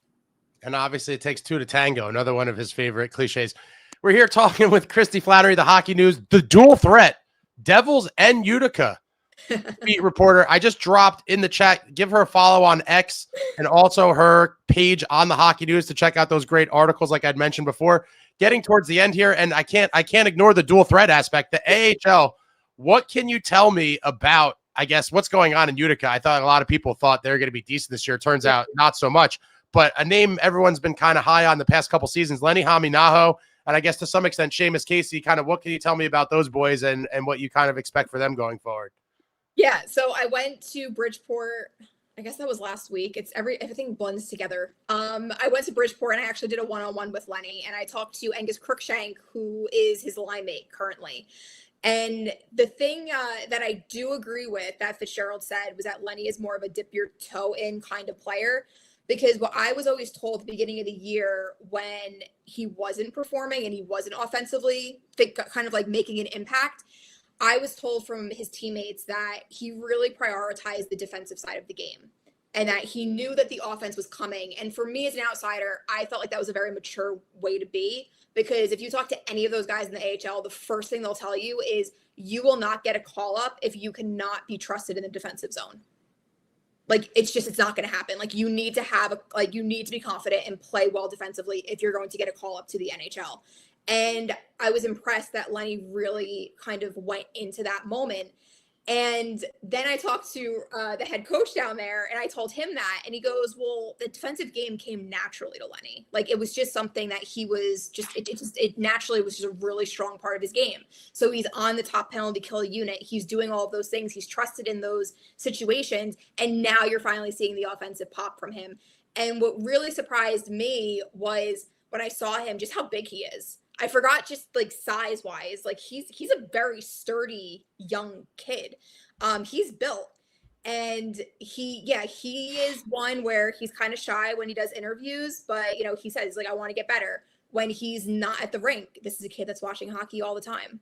He's constantly watching NHL games. I asked him, who are some of the players that he watches, and he mentioned Panarin and Pasternak. as two of the players that he really enjoys watching. So I think he has a really bright future. And I think there is that maturity that he did value the defensive side of the game so much. But yeah, everyone is very happy with him. They're happy with how he's coming along. So I think Lenny is going to be a really exciting prospect once he does make that NHL debut. I think he is going to be one to watch. Do you think it happens this year?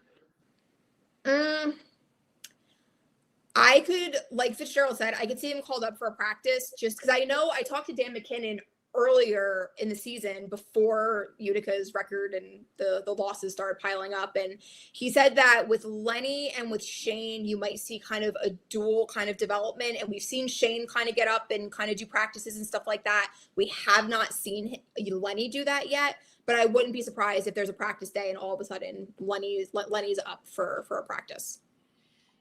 And then, no, that's great to hear. Because he was a guy that I think a lot of people thought, obviously an outside shot, but a lot of people thought like he might be able to crack the lineup coming out of training camp. Obviously, It didn't happen. And then with all the injuries, we've seen a couple of the Utica guys get a sniff. And we haven't seen him get the chance yet. And I think a lot of people now that, like you said, he's been kind of heating up offensively, and we're seeing some of these video clips. People are like, oh, maybe it's time to unleash him up here.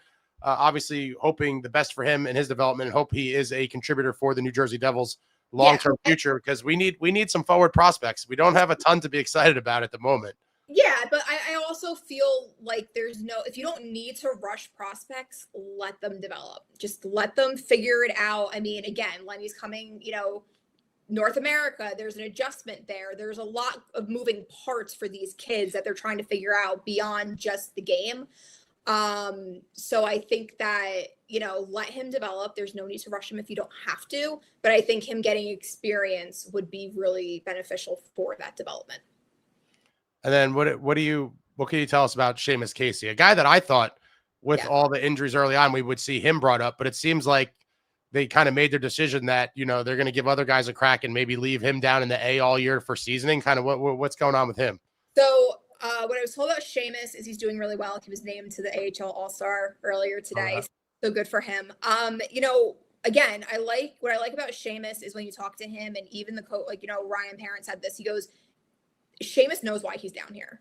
Like, he understands why he's down there, and he's continuing to be a sponge to get better at that defensive game. When I talked to Nico Dawes on the phone the other day, I said to him, Nico, you have such a good perspective on the defensemen because they play right in front of you. What have you seen from Seamus? And he said that, his defensive game's getting better. The box outs, all of those things that, people don't quite necessarily pay attention to, or getting the puck out as quick as he can. I know that was something last year that the team, wanted Seamus to be Seamus, you got to, once you get the puck, you got to immediately get it out of the zone. And those are all steps that he's taking and the progress that he's made. I think with him too, again, he's a young player that needs to develop. So why are you going to bring him up to the Devils if you already have a massive amount of defensemen? And even going to when Brett Pesce went down, a lot of people wanted Seamus to be the call up. And in that moment, I remember telling my husband, I said, no. If you're doing that, you need Colton White. You need a veteran who's just going to keep the play in front of him. That's not going to be flashy, not really going to offensively do anything, but he's going to steady the blue line. That's what you need. You don't want to throw Seamus Casey into that. So I do agree that if he's not playing full minutes in New Jersey, keep him down there and let him develop, because he seems to be a kid that has the right attitude. And it's like Nico Dawes said, realistically, none of those guys want to be in the AHL, but you're down there and you have to make the best of it. And you might as well soak in as much as you can so that when you get to the next step, you're ready for that next step. And it's not a complete culture shock, because the other thing is with the AHL, these guys aren't playing that much. There's a lot of time off. So when you bring them up here, it's the schedule too. The schedule up here is completely chaotic compared to what they have at the AHL, where they're playing Fridays and Saturdays, maybe a Wednesday or a Monday here and there. It's a completely different ballgame. So like I said, I'm not one to really rush prospects if you don't have to. And right now, I just don't think you have to do that for Lenny. I don't think you have to do it for Seamus. And we already know what Seamus can do offensively. He's so gifted and he's so talented. Now, some amazing insight. And I like the asking the goaltender's perspective of the defenseman. Obviously, they have a very keen eye towards all that stuff. So that's a great angle for you for sure to get some info on Casey from Nico Dawes, which is a whole nother topic, maybe for another day. Well, the thing is that, and I didn't mean to cut you off, but I always look at it as I'm a vessel that gets fans information about the team.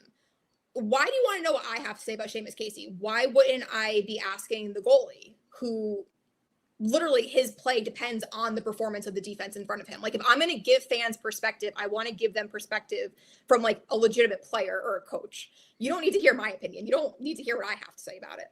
The people in the chat have already kicked me off my own channel. Like, hand it over to Kristy. You're done, fat guy. They're like, give the channel to Kristy. You're over. I'm like, I'm just hanging out. I'm enjoying all this. I want to get you out of here. Appreciate your time. This has been awesome. The people have really enjoyed it. If any of you folks watching have any normal questions for Kristy, we'll do a couple questions, and then I have a couple final ones for her before we get her out of here. If anyone has any questions, throw them out in the chat. I'll pull up a couple on Kristy's way out of here. Again, very appreciative of your time. This has been phenomenal for everybody. Would you guys have anything? I did see one comment that I will address that said, oh, it's like Kristy's around the team, but then she doesn't know like what's going on behind the scenes. This is what I will say. I am very in tune to what I see and what's going on, but I'm not dumb enough or arrogant enough to think that I know 100% of what's going on. That's more of what I'll say about that.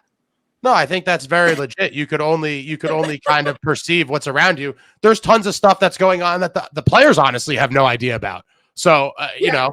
So I'm just not arrogant enough to say I know everything. That's more of what I meant if I misquoted. All right, we got some. This is a funny one. We have what happened at the comments. What happened at Chicago Cut? I'm gonna say what I tweeted out. It was not a knife. It was broken glass, and that's all I'm gonna say about it. Chicago Cut, that infamous photo of them holding the jersey. My God, a photo that will haunt my dreams for years. We have regular commenter here, Jay Snow. What's the most likely move if they make any? I mean, as right now, with everything going on, you would think it's Dougie. That's what I would think the most popular answer would be. I wouldn't be surprised about Palat. But yeah, I would say right now with the Heat and the agent making a public statement, which, agents, if an agent's doing that, it's a very calculated move. Agents aren't just emotionally tweeting things out to Pierre LeBrun. So I would say that would be my most likely as of right now in this moment. Do you have like a most likely destination for him, or are you kind of? I mean, I could guess. It would just be an assumption off of just kind of like vibes, I guess, if you want to say it that way. I don't think it's going to be a Canadian market. I don't think that he's the type that wants to be in a high pressure market, and I don't blame him. There's a lot of players I know that really do not want to be in that kind of market. So I would see him going to maybe a quieter market. Okay. Maybe likes the anonymity of kind of flying under the radar. The Devils certainly are. Players that do. We got Jay Snow says, Kristy, you're awesome. We have, how long is Fitz's leash actually? Did you get a vibe in the room that he was nervous? I don't know if I picked up on that vibe. I know that there were people that watched the video that immediately were like, oh, he was really nervous and things like that. I don't know if nervous is one of those things, but I also think, like I said, you're not going to get full transparency in those situations. So it's like you're going into a situation, you're taking accountability, which he should have done, but you're also like, it's a weird situation because you're not going to get like real answers at that point in time. You know what I mean? Especially if you are trying to make deals happen behind the scenes, you're not going to show your hand at a press conference. So yeah, I don't know if I'd say nervous. He was just there kind of just going about, answering the questions. I think that if this team does not make the playoffs or if they get eliminated in the first round, I wouldn't be surprised if there's a change. Okay. Metal Anderson said, ask Kristy how she feels about, I guess, how easy we are to play against. Clogging the neutral zone and forcing perimeter shooting is due to lack of size. Kind of, what do you think about that? Yeah, I mean, it's a problem. It's a problem if your opponent can scout you and say, okay, we just have to do this one thing and we can neutralize our opponent. Like that's a huge problem. So you're of the thinking of they need some dogs and they need them now. I think that you need a style that can't be so easily shut down. I like that. We have Robbie's bench toss. 2 questions. I guess you kind of touched on one of these already, but who is your favorite current Devils player to interview? And then follow up, does Jack's curt responses with the media bother you when he or other players do that? I have a funny story about that. Favorite player right now, if I had to sit with somebody, probably Brett Pesce. Cody Glass is really good too. A lot of them are really good guys. It really depends on what I need. Like if they're like, you could get a wild card 20 minutes from everyone, who would you pick? Like, to just ask anything remotely on your mind. Ooh, 20 minutes. I gotta be honest, Paul Cotter's a really good time too. I like sitting with players who have a really good story. Like, I know training camp, Nico is going to be in the lineup. You know that Jack is going to be in the lineup. I like talking to players who have really had to fight and claw their way to where they are right now. So, like, to that regard, Nason's actually a really good conversationalist too, because he's very open in going to the AHL and everywhere that he's been. So for a personal preference for me, I like the guys who have really had to, like, they've been through it to get to where they are today versus, oh, I was a first overall pick and I've been a top player ever since. Just personal preference for me for just the storytelling aspect. No, I think, if I was in the same situation, had to pick, it wouldn't be, a lot of people think like, oh, the star players. And like a lot of times, to your point, like, I think the guys that kind of had to go through the grind, like to our mutual acquaintance, Curtis Gabriel, right? Like, super fascinating dude with insane stories. Yeah. His path was anything but easy at every single level. And he was amazing to talk to. I'm sure you had a great experience with him as well. If you haven't seen that article, check out Kristy's article about Curtis Gabriel. I also did an interview with him. Super interesting guy. Yeah. I'm all over the place. I guess the Jack part of this. Oh, so funny story is yesterday, and like I got to be honest, one-on-one, Jack's actually been very good with me. So I have never had like a one-on-one like bad experience. The funniest thing was yesterday, he happened to be in the locker room, which it doesn't always happen after practice. Sometimes he's not there, sometimes he's there. And I decided to grab him for one question because we haven't really heard from him during this stretch. Like, Nico's taken a lot of that like media responsibility. And I went to Jack and he was fine. He's like, hey, what's up? And I asked him the question. He just laughed. He's like, I'm off today. And he walked out with a smile on his face. I was like, Jack. Unbelievable. Like, honestly, stuff like that really does bother me, though. It's like, come on, man. I'm not like, even mad because he wasn't scheduled to meet with the media. Like, it wasn't like he was requested. It was no, but at some point. It was just hilarious because he was so nice about it. Like, sometimes you can't get. Sometimes it happens. Sometimes a player's not available for whatever reason it is. He's not the only player that's not available. I've had that happen to me with other guys too, where it's like, you can't talk to them today. And it is what it is. But just like his smile and everything about it, I was like, that's hilarious. Oh man, the smirk fade away. Yeah, we'll do a couple more here. Really appreciate your time. This has been awesome. Traveling Devil says, how long do you think it's going to take Luke to mature? Like on the ice, like what I think about his play. Yeah, I don't think they meant as an adult. I'm assuming this is on the ice. It takes defensemen a long time.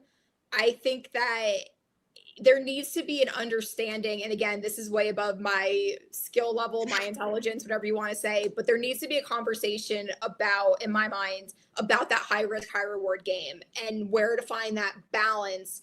That, you're great offensively, but you're a defenseman that's a complete liability in the defensive zone. I feel like you need to kind of round him out a little bit without taking away what makes him special. Because like the one thing that I will always say about both Hughes brothers is the argument is they turn the puck over all the time, right? That's the argument. They turn the puck over, they're giveaway machines. Go look at who are the top players with giveaways and turnovers. It's all the stars.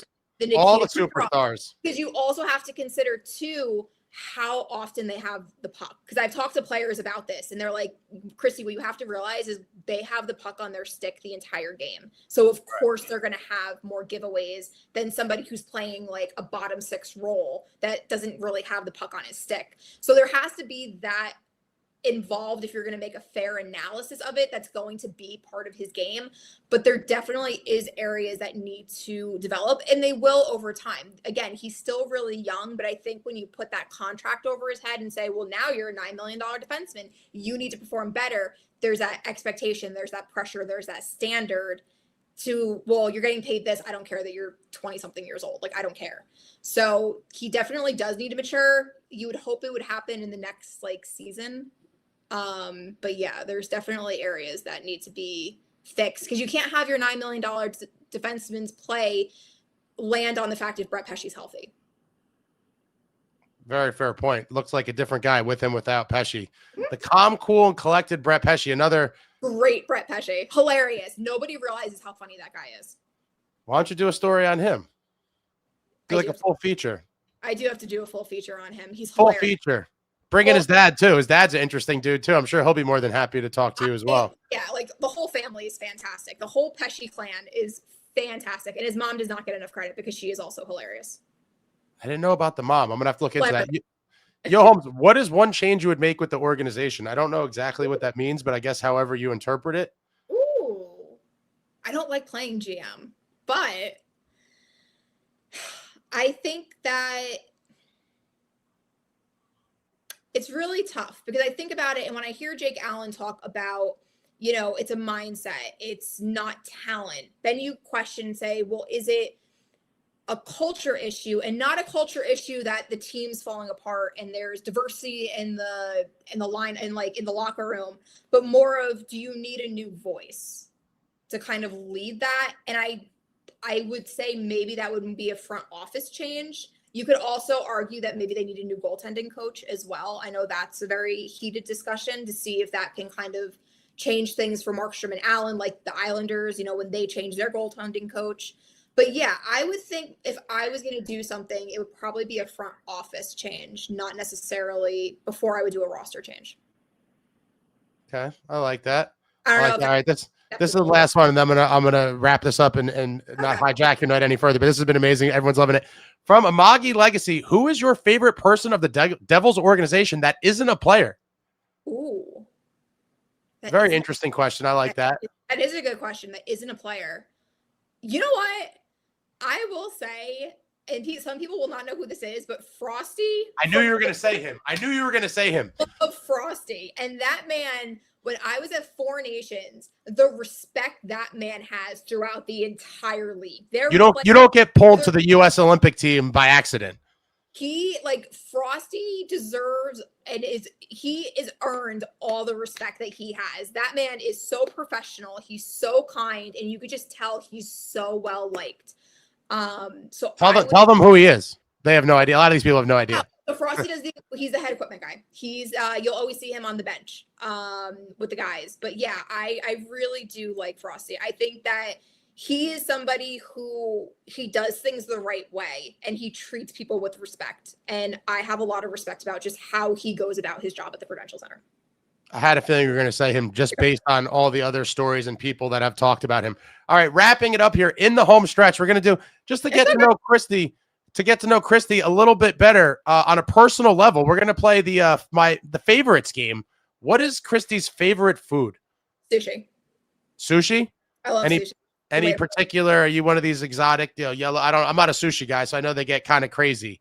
I am going to get slammed for this because I always do. And I know it's coming, but it was one of the first rolls I had when I started eating sushi. I love a Philadelphia roll. Okay. And what is in that?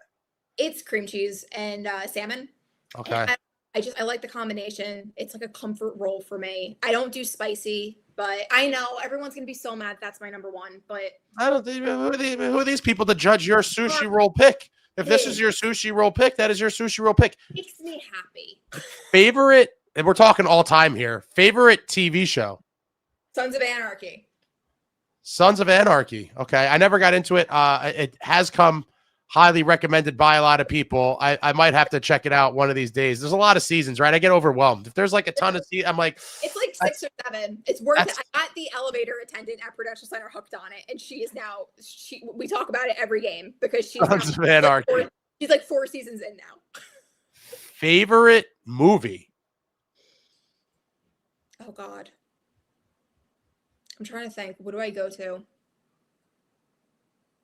That's so hard. I have like ones that I rotate. In that rotation is Miracle, Remember the Titans, Titanic, the first Pirates of the Caribbean, Curse of the Black Pearl is in there. You had all those Teen Beat magazines with Leo, didn't you? You're like, oh, Leo, all the ladies loving on Leo. I did have a life-size cardboard cutout of Jack Sparrow. I think it's still in my parents' house. Wow. I was committed to Jack Sparrow. Committed to him.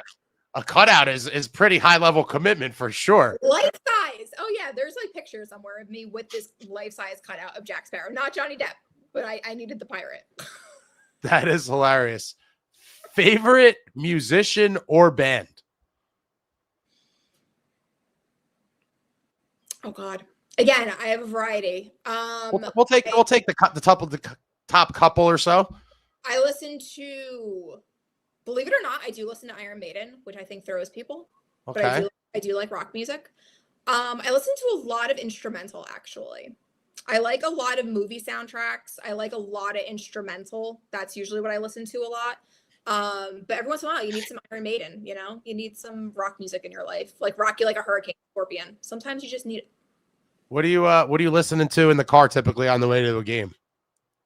On the way to a game, I'm listening to rock just to keep myself awake.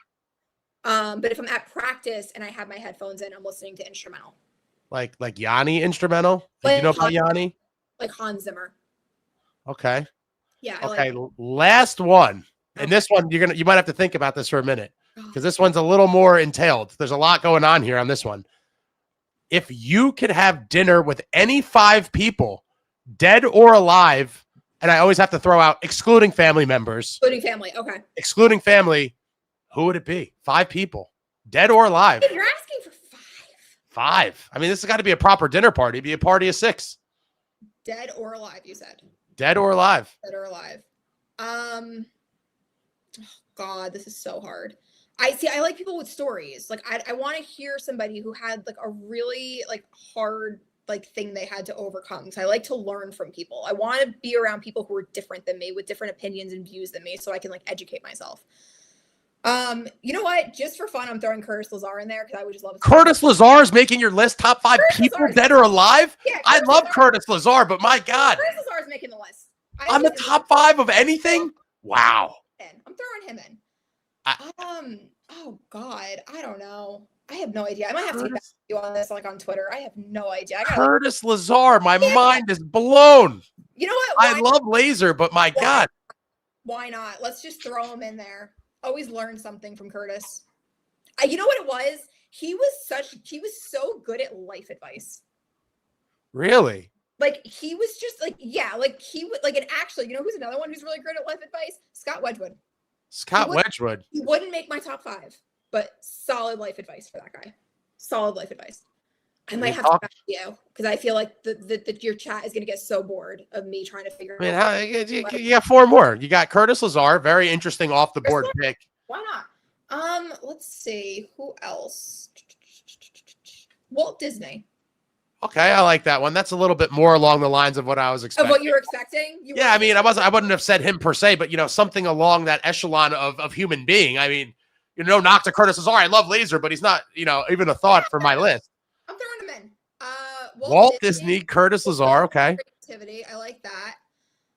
Reese Witherspoon. Wow. Because I like the idea of her with the books. Like I'm fascinated by that because I want to publish. I want to be a published author in a book by the time I'm 40. So I would like to talk about that. Maybe Freddie Mercury, if we're gonna go along those lines. This dinner party got real interesting. Yeah, like real interesting. Why not? Like Disney and Lazar. Who would have thought? Wait, so we got Curtis Lazar, Walt Disney, Reese Witherspoon, Freddie Mercury, and who is making the 5th and final spot? Who is making that 5th and final spot is the question. Guys, I have no idea. I'm literally just picking names out of a hat here. Well, don't just say a name to say it. I mean, Lazar came out very naturally. It was. Walt Disney took a little bit. Wait, but while you're thinking of the 5th one. Oh, Robin Williams is a solid one. I don't know. Robin Williams. Wow. All right. Yeah. So I got a couple. I have to ask a couple more follow-ups, and then I'll finally let you go about your night. What is your favorite Reese Witherspoon movie or projects from the career? And she's been around for a while now. It's kind of crazy. She's been. I love Cruel Intentions. That actually might have been in my movie rotation as well. But I also love Legally Blonde too. Like if I'm down on myself and I like am lacking confidence for a day, like Legally Blonde just helps. It makes you feel better. It makes you feel more empowered. But I really like what she's done with the book deals. Like I'm very fascinated how that's how she became a billionaire, not necessarily by her acting. She's a billionaire now? She's a ability, yeah, because she gets, and I might be wording this incorrectly, so don't yell at me if I am. But I'm not a yeller. She reads the books, and she started like the Reese Witherspoon book club. And when books get a lot of traction amongst, I guess, the people that she like, her audience, she goes and she gets the movie rights. What? That's what she does. Sweet Home Alabama is another good one. That's a great one too in the chat. Are people writing this in the chat? Have you seen? I did get sucked into. Did you see the morning show? No, because I don't have Apple TV. So if someone wants to give me their credentials to log in, I would greatly appreciate. Oh, you're out here asking for people's Apple. Come on, Kristy, you gotta. Yeah, I can't believe you. Reese Witherspoon's on your list, and you haven't seen the morning show. And I'm not even like a TV guy. Like journalism. That is my show right there. And you haven't watched it. That should literally jump up to the #1 list or the #1 thing in your queue of anything to ingest. That is I would say, and I typically am pretty harsh critic on this stuff. I think it's a phenomenal show. I know. I just finished Stranger Things, so I do need a new show. Oh man. I know. We can't even talk about that. I was so upset. I thought it sucked. I was very underwhelmed. Your guy lived though. Your guy lived. And literally when the guy was hanging there, I'm like, oh, there goes Kristy's man. And then they went black and I'm like, wait, are they gonna? And then they came back and I'm like, oh, he lives. My man Even though the ending sucked, he still lived. All right, Robin Williams' favorite projects then. There's so many. I think there's one that stands above for me. Go ahead. What is it? Hello. It's got to be. What a childhood classic when Sally Field comes back and he's dancing on the table with the zoo animals. Oh my God, I dreamed of that in real life. I just watched like the Will Hunting. That's another very good one. Range. Like I love seeing people jump out of their comfort zone. And even like, I'm sorry, but the fact that he was able to bring the genie to life like that, like voice acting is not easy. And for him to be able to do that too. And like it's amazing. Like I just love that. I love people that challenge themselves. Phenomenal guy, gone too soon. Probably in my top 5 favorite actors of all time. All right, I'll let you go. Kristy, this has been phenomenal. Thank you so much for sharing your insight into the Devils and the Comets, your thoughts on a myriad of topics in hockey, your super interesting dinner party of 5 guests, dead or alive. Lazar is forever. You're going to go to that dinner party? Lazar's going to be your favorite. I can guarantee you. No, I listen, I've also interacted with him a bunch of times, and he was always super funny and outgoing and friendly. But, unfortunately for me, that's not going to be enough to get on my top 5 list. But I certainly appreciate your appreciation for him in putting him in yours. Hilarious. You gotta give love to the people that have helped you along the way. I mean, listen, I totally respect it. Everybody, Kristy Flannery of the Hockey News. I will drop all of her links in the chat. And be sure to give her a follow on every platform. Kristy, thank you very much. This was awesome. Very gracious with your time. Appreciate it very much. Hopefully you're not too put off by this, and maybe we could do this again at some point this season. And have a fantastic evening, and hopefully you get one of those Philadelphia rolls soon. I know. I hope your viewership was okay. I'm sure they're all going to be like, just give her your channel. It's over for you. I'm kicked out of my own channel. I know. I'm sorry, guys, but it happens. It happens. Awesome. Thanks a lot, Kristy. Have a fantastic evening. I'll talk to you soon. Thank you. Take care. Bye. Bye. And there she is, folks. Kristy Flannery of the Hockey News. I will drop the links in the chat again. Be sure to check out her articles on the Hockey News as she covers our beloved New Jersey Devils and the Utica Comets. I just dropped the Hockey News one in there. I am dropping the X. She also has an Instagram. Let me see if it's all in the description, but you guys respond more to chat stuff. Bear with me 1 second here. Are we going to win on Saturday, guys? Are we going to win on Saturday? And I'm going to get into your comments in a minute. Appreciate everybody for coming out. Here's our Instagram. I dropped in there as well. All right, let me get into some of the comments here. Bear with me, guys. I lost my things going crazy.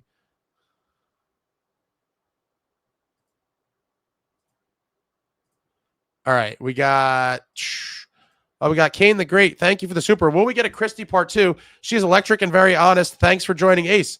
Yeah, I always look to, give you guys some variation. Obviously, I know it gets tiring listening to just me all the time, right? And I know you guys have constantly been like, get other guests on. We're tired of listening to just you. And so I will do that. I have been pretty forthright in the fact that I will say in my older age, I'm very skeptical of a lot of people. And I'm not going to say make friends, but make like friendly acquaintances too easily, just because I've gone through life and seen a lot of things, but I got nothing but great vibes from Kristy from the very first time I met her in person. As I've told you guys in the past, during my very, very brief media career, on the very first game, I was like the new kid at school, and they don't exactly give you a map of what the hell's going on. And there's a lot going on. And she befriended me immediately, took me under her wing. I had a great conversation with her, and she showed me the ropes and where to go. And I will forever be grateful to Kristy for that. And so, she's great. I thought was very phenomenal kind of conversation there. We talked about a lot. Would love to have her on again. We'll see how she feels about it after the fact. But I don't think it was too painful for her, outside of maybe a much longer than we probably anticipated. But we covered a lot of stuff. And she was electric and honest. Thank you for the super, Kane. All right, let's now get into your comments here. Now, we were so spoiled with Doc. I mean, I could talk about this forever, guys. We were spoiled in every department. We had Lou Lamoriello at the top of this thing as the GM. We had literally all-time greats, top at multiple positions, literal all-time greats. The great Martin Brodeur, Scott Stevens, Scott Niedermeyer, Doc and Chico in the booth, ridiculous Hall of Fame coaches, Jacques Lemaire, Larry Robinson, just other greats in positions throughout the organization. It was peak hockey life. We will never see it again. I'm just hoping to see anything remotely near that and see a team that can win a Stanley Cup. You guys know I just want to see one more before I croak. I don't know if it'll happen, but you cannot compare anything to that time. We were literally spoiled at every turn as far as on-ice product and broadcast and everything else. The great Stan Fischler, Deb Placey. We just had so many greats at every spot. We were totally spoiled. Totally, totally spoiled. Arnott says Fitz loses all credibility with his inactions. I mean, I'm kind of there with you. Running with the Woodson, Chico was a yapper, but at least he let Doc do his thing. I love Chico stories. I'll never, a lot of people have, whatever they want to say about certain guys. A guy like Chico, I will listen to him tell stories any day. Amagi, thank you for the super. Go watch Ace's bench clears tank top review and witness that compared to what my boy is pulling now with these guests and whatnot. I'm proud of you. Man, I'm getting chirped. Thank you, sir. Was it that bad? I'll probably cringe if I go back. I know that was in the super preliminary days of the channel, and a special shout out to everybody, who's been a long time kind of viewer. That was definitely, from my memory, a very kind of early video, probably even before the first variation of the studio. I don't know, but I appreciate that, Amagi. Thank you very much. We're on the way to hopefully something here, right? I mean, my God, time flies. All right, I'm trying to skim here. Travelin says she should come back before the trade deadline. That would be cool. Running with the Woodson, Gary Thornton was my favorite, but Doc is a very close second. I like Thornton, but Doc is Doc. I mean, I could never, no one compares to Doc, in my opinion. Running with the Woodson, Kristy is in boss mode right now. Running is just along for the ride. I mean, listen, guys, that is always my goal when I have guests on. I'm like trying to get the best kind of stories, insight, whatever I can from the guest. My objective going into these things is always to try to throw out a little bit and get them talking, and for me to shut up and let the guest talk. That's always what I'm trying to do. And Kristy was great.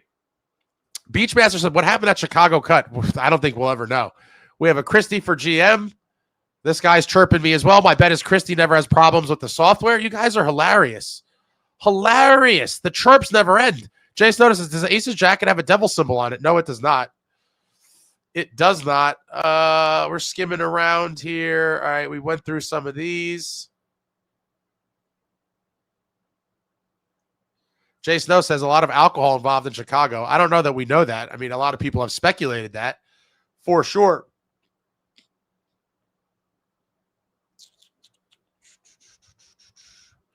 I'm skipping around here trying to get into the I missed this one, collect records. This is a good one. Do the media people share thoughts, aka gossip, after Fitzy's presser?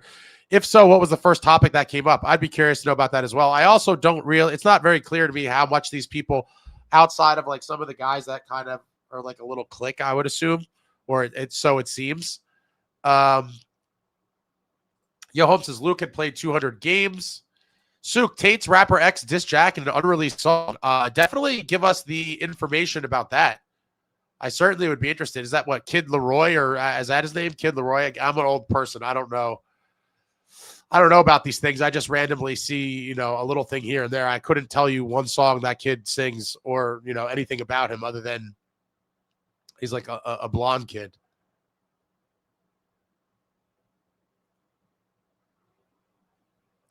Sook says, great show. Thank you, sir. The Kane, fantastic show. Thank you. Jason, no, I've never seen Sons.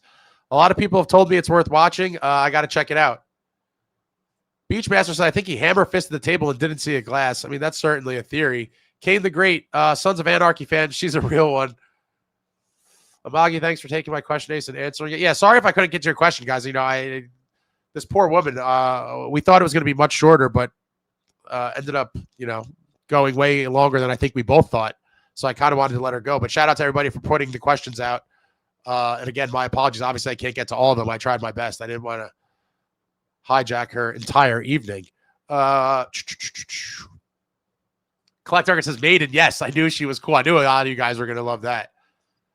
A lot of rock heads in here. Yo Hope says AC/DC at MetLife in September. We got a lot of people that likes Hans Zimmer. Hans Zimmer is a legend. Running with the Wind says Hans Zimmer is the GOAT. Louis and Jay, my GF's most played is always Hans Zimmer. Amagi says, I love Lazar. Peak answer. That was an interesting one. This list is worrisome. Oh, we got the comedian, the ultimate comedian and actor, I would say, in Robin Williams.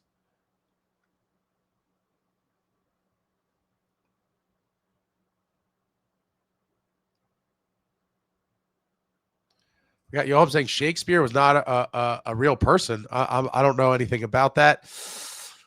The Kane, this dinner party is very eclectic indeed. We got Ron Jeremy's in jail. I know something about she's a baller. Kane the Great, did Kristy and I just become best friends? Yup. Sweet Home Alabama. Be now, Kristy, we like you more. We already loved you.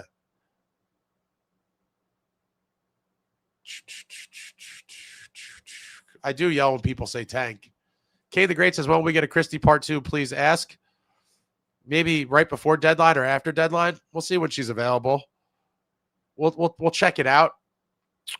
Game of Thrones. I never got into that either.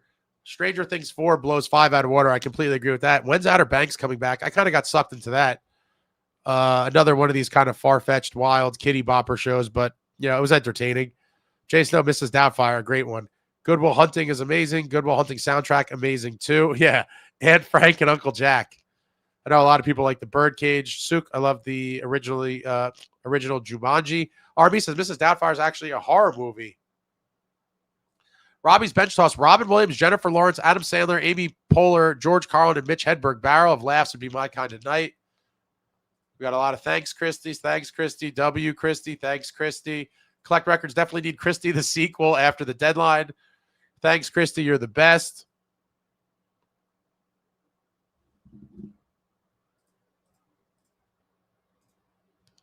All right, guys, I'll be right back. I got to take a quick break. Another thank you, Kristy. Peace out, Kristy. RB says, awesome interview. Ace, who's on tomorrow? I can't be pulling somebody every day, guys. We've just been kind of on a heater at the moment. I have a bunch of ideas in mind. We'll see. Running with the Wind says, Ace is on the bench from now on. Another thanks, Kristy. We love you, Kristy. Good show. Great show. B now says, Ace, what? You landed Kristy. 9-0 Canes. Oh, you guys. Come on, man. Devils better than Canes on paper. Well, the games aren't played on paper. Jubilee says, wow, Kristy was great. Yo, Holmes, Kristy really writes some good articles. Consistently enjoy her work. Yeah, guys, check it out on the I put all the links.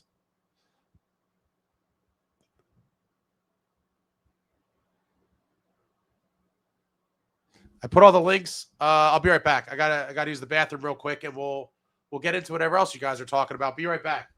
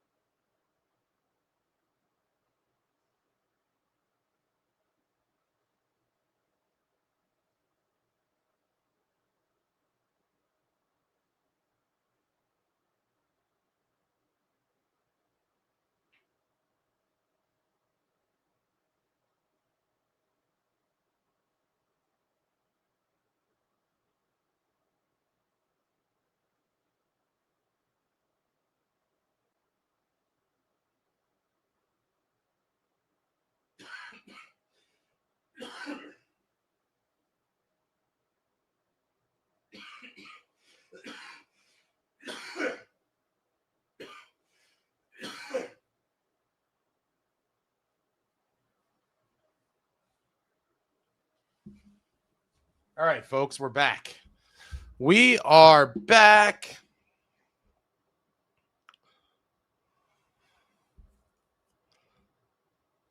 Brent says we should have asked her if she ever tunes into the channel after the games. Definitely not. She's busy writing articles and stuff.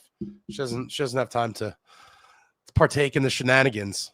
Lil Drewski comes with the 3-2 Devils on Saturday. Would absolutely love to see that.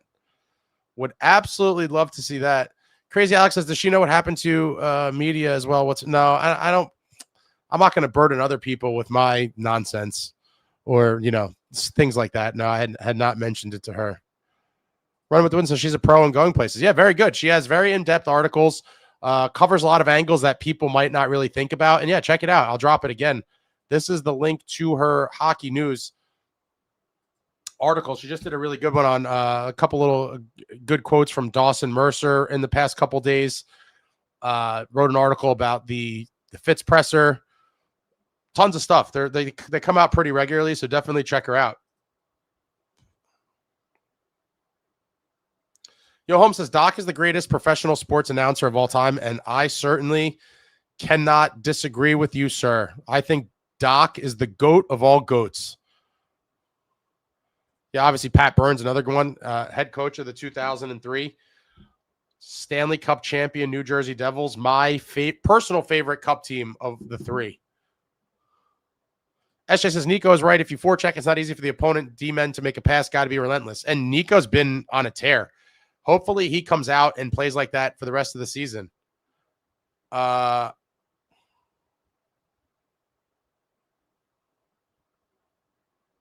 We had it all back in the day. We really did. We were so spoiled. The Kane Chico Eats was always a fun time. Oh, man, the Chico Eats segments, those were gold. If you were a fan during the Chico Eats era, you consider yourself blessed.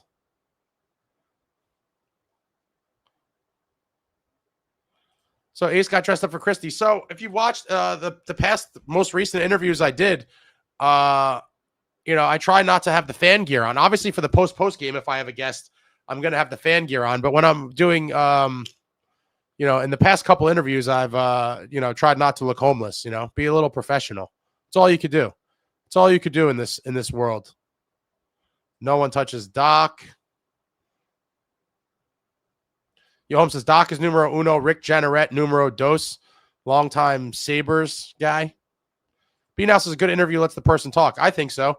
And I've studied some of the great interviewers of our time. And I do think amongst a bunch of other things that I try to, as best as I can, incorporate into my interviews is certainly, try what I would say is, try to throw something out there that they're going to respond to and then just sit back and let them do their thing. Right. I mean, you guys, in this instance, you hear me and see me talk all the time. Like when I have a guest on, I certainly want to hear from them and want you guys to hear from them. Jason says, Kristy knows the real story about Jack. Kid Leroy diss Jack. Someone tell me the song. I would like to listen to it. B-Now, why is what happened in Chicago so hush-hush? Like that makes it so much more weird. Because, when things like that happen, you're going to get some level of, smoke screens. B-Now says, Ace, you too good to all of us with answering questions. Thank you. I try, man. And I still get chirped by people. As the channel grows, unfortunately, I can't respond or pull up every question. I certainly try my best and appreciate everyone's understanding that, I'm not going to be able to pull them all up. It's just not possible. Like I've said before, I'm a one-man kind of show over here. I'm doing, the engineering, the producing and talking and doing all this stuff. So appreciate you guys understanding that, I do have some limitations here. Crazy Alex, I'm a young guy, but I love my rock and metal. Very nice. Jason says, I'm taking George Carlin over Robin Williams. Carlin, one of the great and dirty stand-up comedians of all time, for sure. Some really funny stuff. Jason says Robin Williams is the biggest joke stealer. I did not know that. Is that a thing? And he says, wow, I did not know that. You're talking about stand-up? B-Now says Hans Zimmer, though, really, maybe if I'm going to bed. I'm not familiar. Obviously, I'm going to have to get familiar. A lot of people jumped in the comments and said he was great. So I'm going to have to do some research into that. Metal Hunter says, where is she from? Jersey girl. I'm actually not sure. I think, did she say it in the beginning? I don't know. I was focused on, trying to follow my I thought she was. We're going to have to double check on that. Lil Drewski says, great show. Keep up the good work. Thank you, Lil Drewski. Devils killer Seth Jarvis is out. That helps. Yeah, but I think, was he out the last game too? B now says, TV, I've been binging The Food That Built America. What is that on? Running with the Woods says, Christy was great, but Ace has better taste than food. I mean, I like pretty basic stuff. Running with the Woods says, can't believe Running was lost on sushi with all the food talks we have in here. I know what sushi is, but I'm not an expert in the different roles and things. Amagi, I wish I could have sushi like I used to. I love going to all-you-can-eat sushi buffets where the stuff is made to order, just magical. Now I have to stick purely to sashimi if I go. You're talking another language to me, my guy. But I didn't even know sushi buffets existed. B now says, Severance, best TV show in a long time on Apple. I've heard some other people heard that as well. Run with the Wooden says he dresses up for most people. We expect a tie from now on. Then I'll get super hot. I get very hot. I am a sweater. I've always been a sweaty individual. And I have a fan blowing on me constantly because I get very hot. Metal Ender says, did you hear what Jake told her? It's not talent. It's a lack of compete. I mean, when you look at the team on paper, right, you say, why is this team underperforming?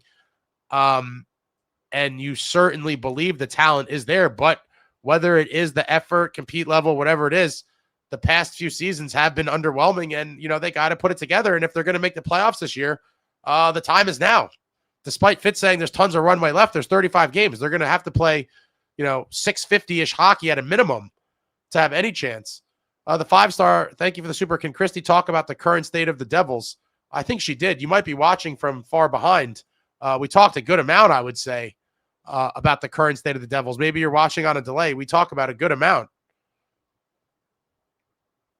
SJ says, Ace is pro. Thank you, sir. Appreciate that. Selected Boy says, that is a nice suit, Ace. Thank you, Selected Boy. Geese Feeder, Jack's honest talent speaks for itself and love him as a player, but seems like such an egotistical guy the way he comes off the ice. I get the people that say this, he does give off a certain level of arrogance, I would say, or smugness. And I totally get why people say it. He does kind of give up that vibe. I personally don't love it. I guess with a lot of top level athletes and entertainers, actors, whatever it is, you will kind of get that. But I personally don't love it, if I'm being honest.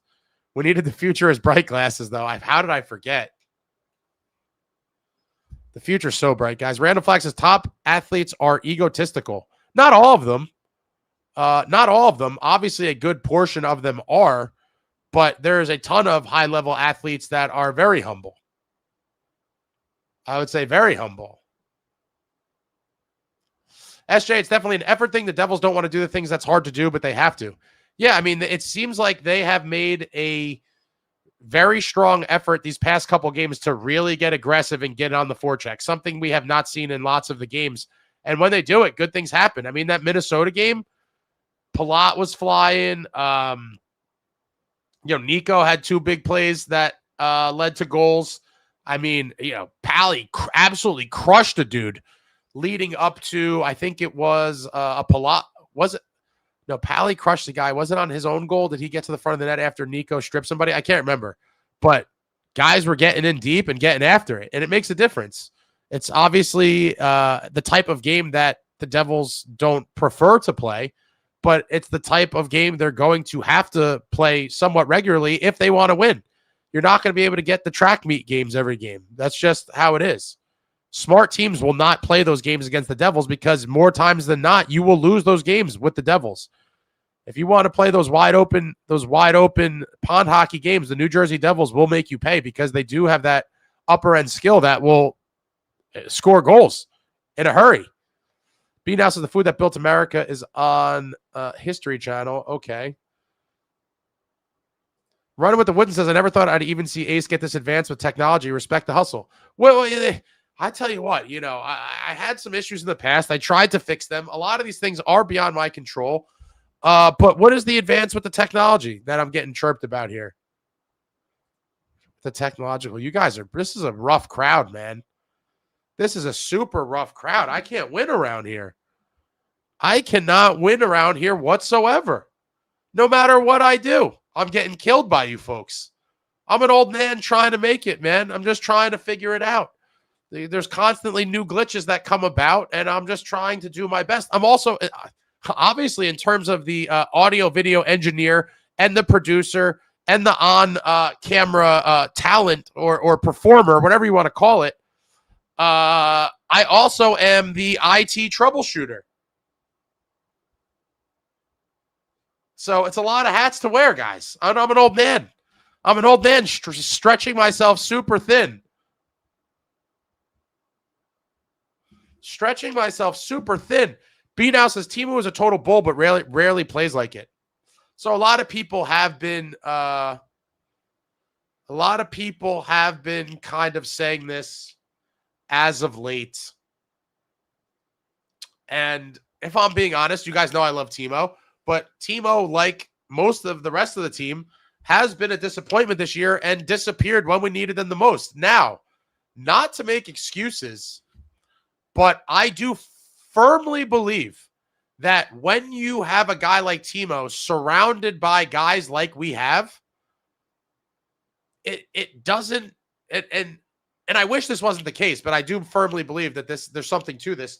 When you have a guy like that surrounded by the guys we have, I don't think it brings that out of them. And I think they need other guys that are kind of in that realm to really have them ratchet it up. Like, I do believe if he was ever on a team like the Panthers, you would see the nastiest and consistently nasty version of Timo that he has to offer. Again, I can't prove this. This is kind of a speculative theory, but I do believe if you had more animals around Timo, you would see him bring that intensity way more often. And there's no one else doing it. And I don't know if it's a mental thing or if it's even conscious. I think it's probably more subconscious than anything. But when you surround a guy like him with the guys we have, it doesn't scream raise your level and become the Hulk, unfortunately, despite you would want it to happen because you're the only guy that can do it. So we really need it out of you. I don't think that's the case. SJ says Crosby is humble. Listen, another guy, all-time great. I have nothing but positive things to say about Sid, and I've argued with a bunch of people about this. Sid not only is an all-time great, all-time classy pro, does it right on and off the ice. There has never been he's never been involved in any sort of controversy, scandal, anything of the like. Sidney Crosby has been nothing but a amazing ambassador for the sport of hockey and the NHL, and then obviously at a micro level, the Pittsburgh Penguins. But Sid is in a class of his own. We may never see, or we might not see a guy like Sid for quite some time. Consummate pro. 5-star saying I'm behind my bed.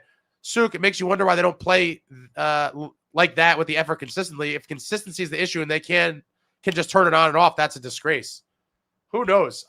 We may never know what really makes this team tick or what makes them, get fired up.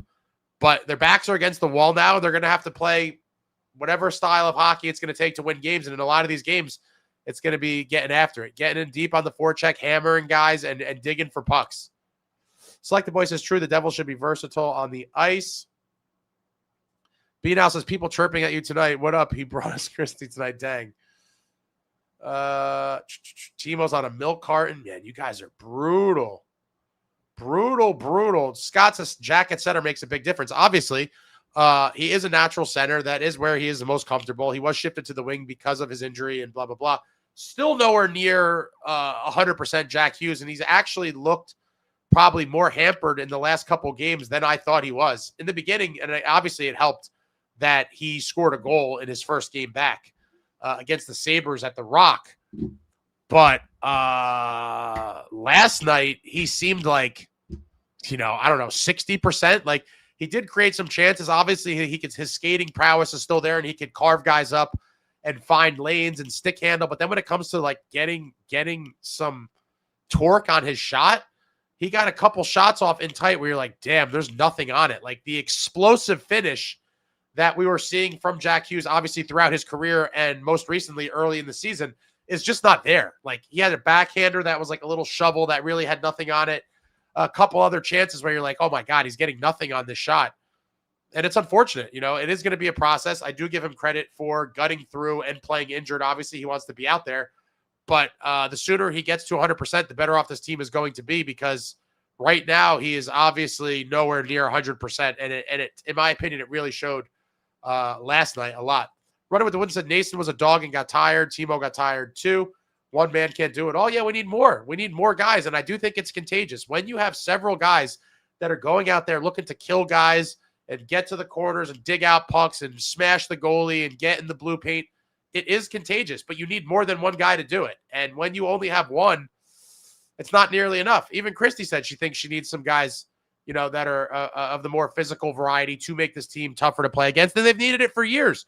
I don't know how a lot of these people with a straight face can tell you that that's not the case when all sorts of national media, former players, former coaches have all talked about the same thing. I mean, if you watch the playoffs, it is 1,000% undeniable.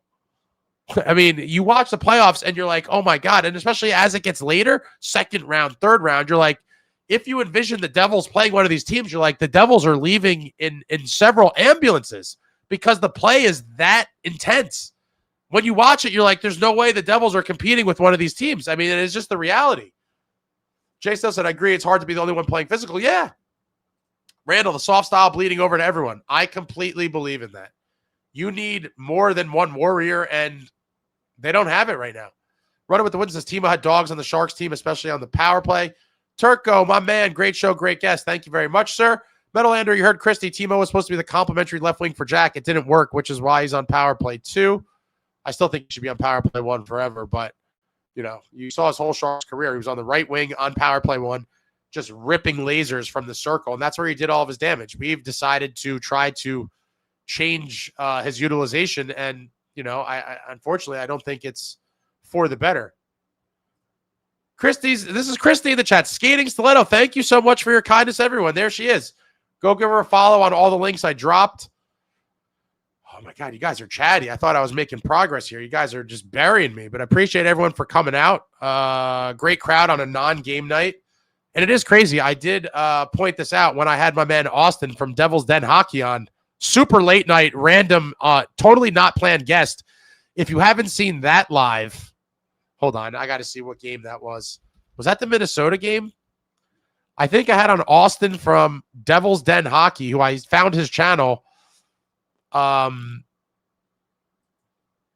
randomly after one of the bad losses. Oh, bear with me. We got echo here. And I randomly got him on late night. Some of you were probably there for that. Yeah, it's the Minnesota Wild one. I found one of his videos of him ranting after a Devils loss, and I was literally in tears. It was like super late night one night, and I was like, I need to reach out to this guy and have him on. And sure enough, he came on for the late night of the Wild game. But check out Devil's Den Hockey. His rant videos are classic. But thank you very much for coming on, Kristy, again, obviously. And despite your worries, you've been a smashing success. The people love you. Geese Feeder, people don't talk enough about how much depth we've missed with McLeod leaving. Guy was the perfect 3C. Definitely some part of the regression we've seen with this team. I agree. I think more of a 4C kind of guy, but he did bring a little bit of everything. He had the motor. He obviously had the grit and tenacity, a face-off wizard, and he was never replaced. When you look back at some of the key pieces that we've lost over the past few years, the two that come to mind for me are, Tyler Toffoli. And again, I'm not saying like, I was all for not paying him the $6 million and using that money towards another top 6 winger. It never happened. But, the Toffoli or Toffoli-ish kind of player, and McLeod, you need depth in this league to win. Obviously, center is a very important position. And McLeod also, aside from being very good at faceoffs and bringing the energy and the speed, was a feisty dude.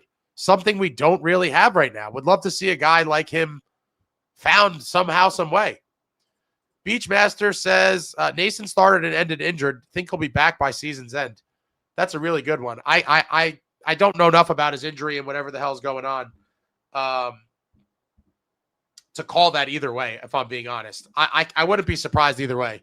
Him coming back or not, I really have no inclination one way or another. SJ says, agree. Ace, it has the opposite effect. The softness rubs off on Timo. I have to believe it. When you surround players with like temperamented guys, you will see them raise their game. Like I said, if Timo was put on a team like the Panthers or something, I think you'd see the nastiest version of Timo you've seen yet. B now says Crosby was great, of course, so was Jordan, but we're talking so next level. Exactly. Like you're talking about once in a lifetime kind of player, or a couple times in a lifetime. Archer says Sid is called Mr. Congeniality by some people for a reason. Jay Snow, I think our only realistic chance at making the playoffs is finishing top 3. Well, it will be interesting to see how it plays out. Either trying to grab a top 3 spot in the Metro or a wild card. I do think at best case scenario, it could be 94 points. I did the math the other day using 97 as the marker, and with 36 games left, so this was before last night's game against the Kraken, the Devils would have had to play 680 hockey to hit that number.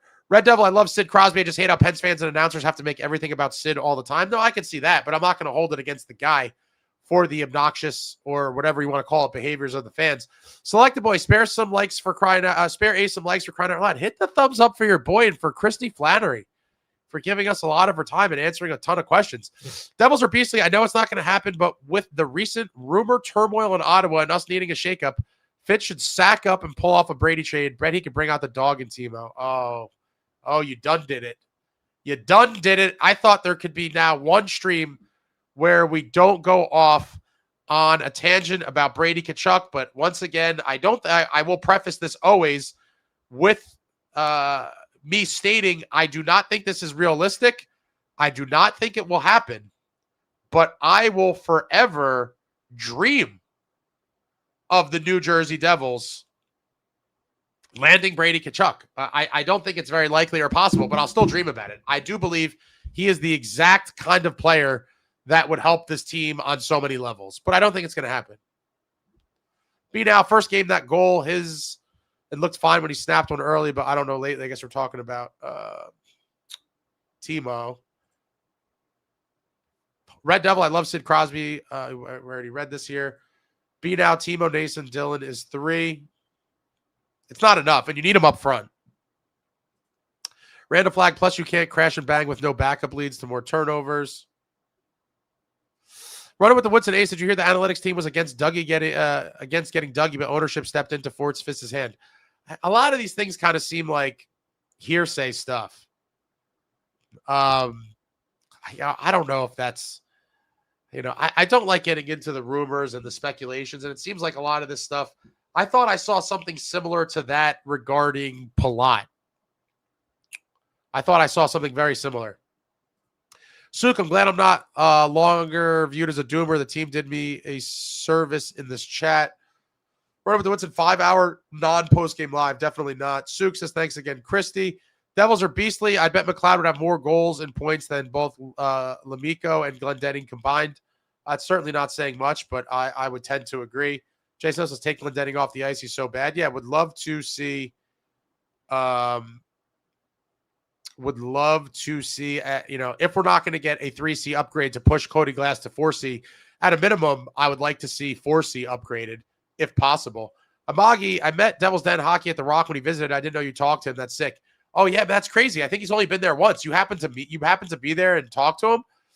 I just came across his channel. I'll drop the link in the chat. Let me see if I can figure out what the minute marker. It was a super late night, unexpected.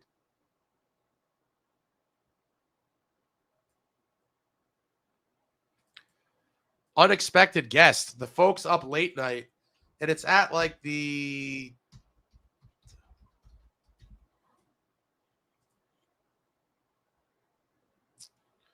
2:25, I don't know, 45 or something like that. He came on super late night. Oh wait, why didn't the freaking, oh god, the link didn't. All right, that's the minute marker, and it's this live. Yeah, he came on. Great time.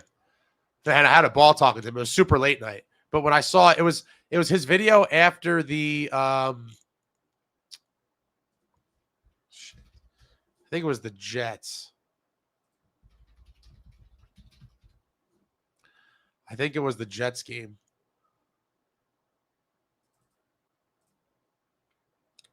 Yeah, it was his video after the Jets game. It randomly popped up on my feed, and I was crying watching it. And I was like, I gotta talk to this dude. Yeah, really nice guy, Austin. He came on. It was great. I'll definitely have him on again too. SJ Mikey was a perfect fourth center, blazing speed. He forechecked like a demon. We got unlucky there. Totally unlucky. Devils are beastly. We could and should have him right now if Fitz had a sack. I mean, I just don't think he would be that same player.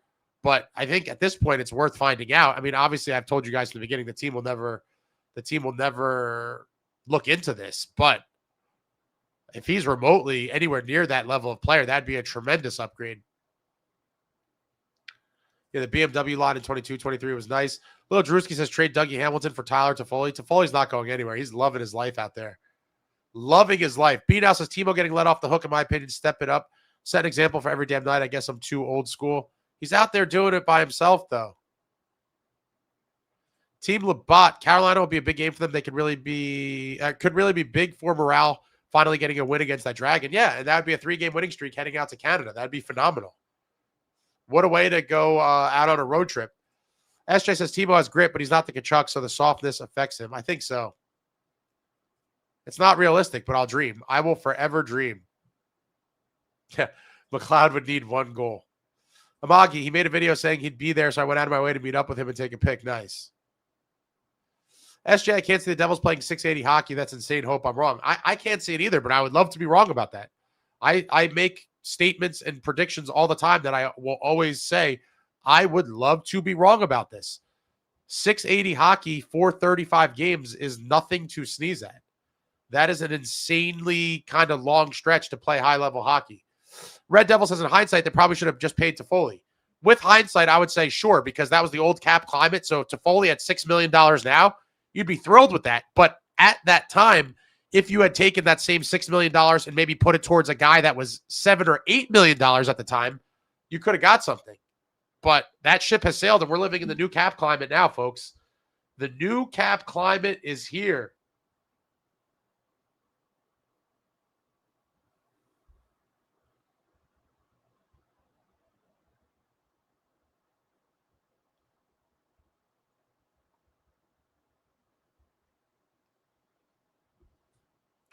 Pino says, dude, I was dragging at work after that Devil Den show was late. Yeah, I think he came on at it was literally 1:30 a.m. It was 1:30 a.m. or something. I commented on one of his videos, and he responded right away, and I was like, oh, man, let's make this happen. We had a little bit of a technical difficulty, which was it was on his end, not mine. And he made it on. Devil's Den Hockey. Check him out. Did I link his channel? The meltdown videos are great. And then his Minnesota win video is good too. Yeah, super funny dude. And it just goes to show he wasn't getting discovered until the team was bad. And likewise, I told him, I've experienced this as well. The lives had way more people in it after losses. It just goes to show. Check out his channel. I dropped the link in the chat. It just goes to show the negative nature of sports fans. People couldn't wait to bash this team when they were losing. And then it's we finally won a couple games and everyone went silent. It's just a funny kind of thing regarding the psyche of sports fans. NJ Swamp Fox really missed McLeod, had size, speed, grit, and face-off prowess. Absolutely. B-Now, don't get me wrong. I like the late night shows. They're fun. I mean, especially for a game, if it starts, after, if it's not a 7 o'clock game, even some of those could go late. But if it's an 8 or 9 o'clock game, then obviously, oh my God, I totally forgot, folks. Oh no. What is the West Coast? Hold on. Let me look. Western Canada. Oh boy. Luckily, the Kraken game's on a Sunday afternoon, but we're going to see who the real warriors of the group, I just hit this, who the real warriors of the group are on this Western Canada trip, because we got a 9 p.m. So that'll put the post game at around midnight. And then we have the Oilers, which is a TNT game. So that might be 12:30. And then the Canucks game is a 10 p.m. So that's probably going to be an MSG 10 p.m. game. So that's probably a 1 a.m. We're going to have some late night warrior editions of the post game. Amagi, yeah, he had such little views then. He was crazy appreciative I pulled up to see him since his videos were so unknown at the time. Yeah, I never came across him until the Islander one. Yeah, I'll get to your Jason. That's why I don't think they're going to make any moves. Fitz knows exactly what the standings are. He knows the odds are we missed the playoffs. I'll never support a punt or giving up. Sook says I was bashing and I'm still here. There's a good contingency of you that are here, win or lose, right? But a lot of people just wanted to rage after the losses. Randall, I hadn't seen his channel till after the Islanders game, never showed up. Yeah, the 9-0 one, I think, put him on the map. I think that video's got it's got nearly 5,000 views now. That one was crazy, and that's kind of how he got discovered, and good for him. It's unfortunate that it took the Devils being absolutely atrocious for it to happen, but it's shame on all the negative people. Negativity sells. Yeah, the 9-0 video is so good. Passion sells. Oh, yeah, we're going to have some late night ones. Late night. Sean says it's going to be a party for the trip. Would love to see them do the thing and go on a sweep. I mean, it's not likely, but, that was part of the, 13-game heater during that 22-23 season. They swept the entire Western Canada trip. I remember that specifically. Suk, I'm watching the Leafs nice game. Mariners returned. Leafs lead 3-1 in the first. Oh, it's in Toronto, I'm assuming. Sean says Austin is awesome. Jason, no, the Leafs are back to being the Leafs. Suk, rather Mariners return to play the Leafs. Oh, game is in Vegas. Okay, I'm very curious about, has he played in Toronto yet? The Atlantic is stacked. Randall says Rangers channels popping up everywhere now. Oh, because they suck? There's a lot of Rangers channels popping up. I don't follow really anything Rangers, but I'd be curious to know what's going on. A lot of Rangers channels are sprouting up now with their struggles.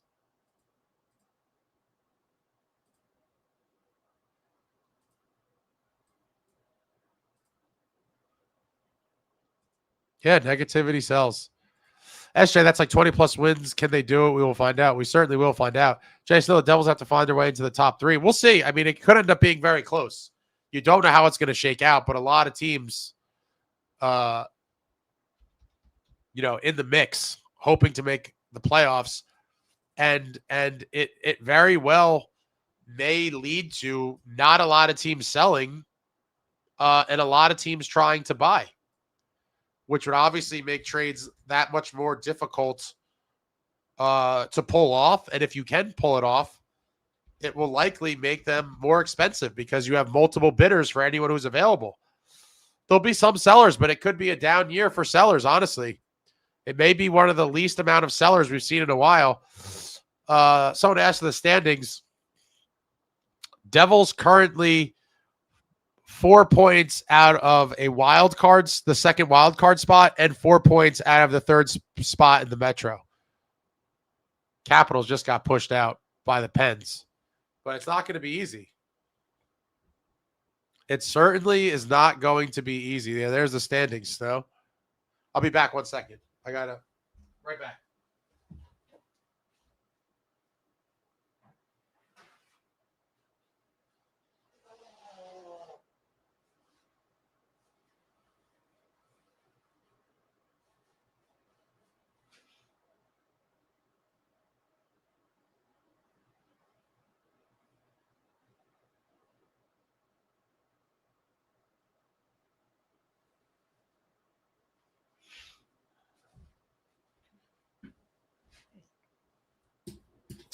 However they got to do it. Top 3 in the Metro or grab a wild card spot. I don't really care. I just want to see these boys make the playoffs. Geese says, keep forgetting we play the Rangers 3 times. It is so crazy that they waited till March to give us the first Devils Rangers game. Like by then they could both potentially kind of be out of it, which would be super unfortunate. The 5-star, thank you for the super. The rag suffering is joyous. I cannot. It would certainly be way more enjoyable if the Devils were good. While we also are struggling, it definitely takes a lot of the fun or whatever you want to call it out of it because we suck nearly just as bad. That we may end up finishing much better than them. We'll see how it plays out, but we'll see. Suk says Ranger Central channel would pop on my feed every now and then. The rags literally made him quit YouTube. The guy stopped. I'm not familiar with any of these things. I don't follow Rangers stuff. B now, the Rags games are tough. It's a huge rivalry. They'll never be easy. Yeah, no, they're never going to be easy. Jason Vegas is on a back-to-back. SJ, if they play up to the talent, I think the Devils could do it. It's a huge if. I mean, obviously, playing that high level of hockey for that long, it's going to take a lot of commitment and buy-in from everybody and execution. Not just talking about doing it, but just going out there and doing it. Actions speak louder than words. Randall, we can't fix what other teams. Devils just got to show heart and fight. Absolutely.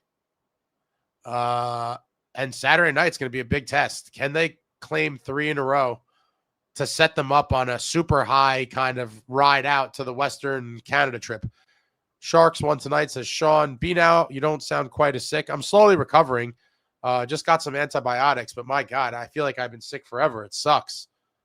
It's hindering me in a lot of ways. Jay Snow, if we didn't suck, it would be way better. Completely agree. Randall, Devils play Rangers and both teams will be out of the playoffs. Devils, at least, I mean, the Rangers might completely bottom out, but hopefully the Devils are at least still in the thick of it at that point. I think the first one's March 5th or something. March 7th.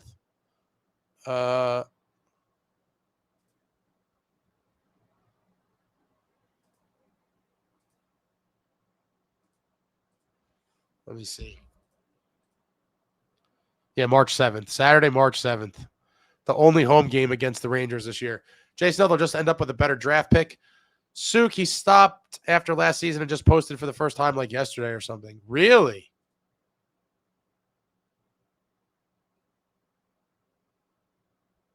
That's interesting. Amagi, I watched Rangers Central for knowledge on the team, and yeah, he hit the bricks because they suck that much. Man, that's brutal. To talk again how much they suck. Dooming since 2020. Randall, Canes play Friday as well. Yeah, catching them on the back-to-back. Hopefully it plays into our hands, but Devils will be well rested. Will they be able to capitalize? And I think that's going to boil down to the same thing that all these games are going to boil down to. Which version of this 25-26 New Jersey Devils team shows up for that game? Which version? We're going to find out. Troy Machine Flyers on a 5-game skid and collapsing without Vladar. Well, that would be nice. But they were one of the teams that I expected the Devils could probably jump over with ease. I'm more worried about the Panthers if we have to get into the wild card, Leafs, and then either Caps, Pens, or Islanders, whoever kind of falls out of the Metro. There's definitely some stiff competition here. It's not going to be easy. Randall says, I hope I'm wrong. Jay Snow, last time we played Carolina, they played the night before versus Colorado, and we still couldn't beat them. Yeah, that was sad. That's what I said. You would think it's a huge advantage, but it wasn't the last time. B now says Kristy was here. Kristy was here. Damn, pretty cool. Sean, only team I read that is really selling is Nashville. Eventually some other teams will, but a lot of teams are going to be in the mix, and they're going to be like, we're not tapping out just yet. Jason says, what a fair weather fan, Rangers fans. What do you expect? SJ, teams will go on losing streaks. Devils got to win when that happens. Yeah, for sure. Got to start stringing these wins together. Frank, even if the good version shows up, Canes still own us. They do, and I hate them so much for it. They've owned us for 2+ decades. I am hoping that this group finds a way to gut out what would be the signature win of the year. Absolutely. To beat Carolina for the first time this year, to give us that 3-game winning streak, and to set the table nicely before they head out on the Western Canada road trip. I mean, it is a very big game on so many levels. And obviously, in the grand scheme of the season, they need points desperately. They've given away way too many already on the season. Randall, hopefully we don't get blown away like a cheap lawn chair. Suk, Ranger Central was the Rags version of running. I don't know what that means exactly. What does that mean?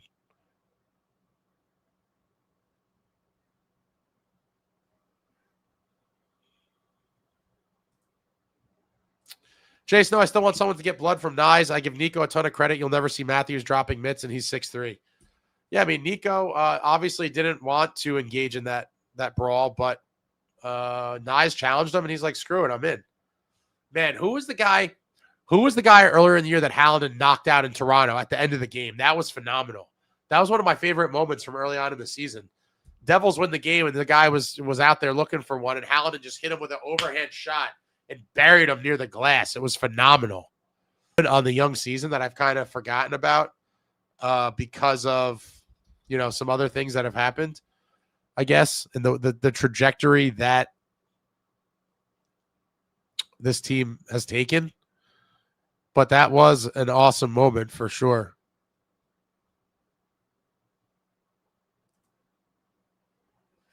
Benoit, okay. Oh, he streamed after every game. A lot of people stream after every game.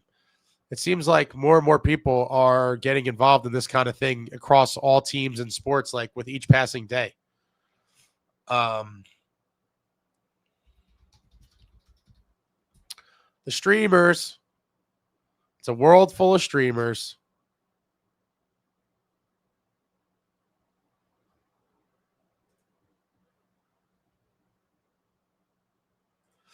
Is this, who did Olivier knock out? That was a brawl. I mean, Olivier knocked out Revo the other day pretty good.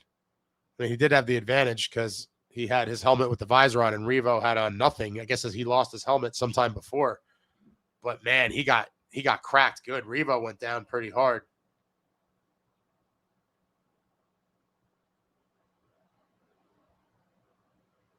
Anyone got anything else before we wrap this up?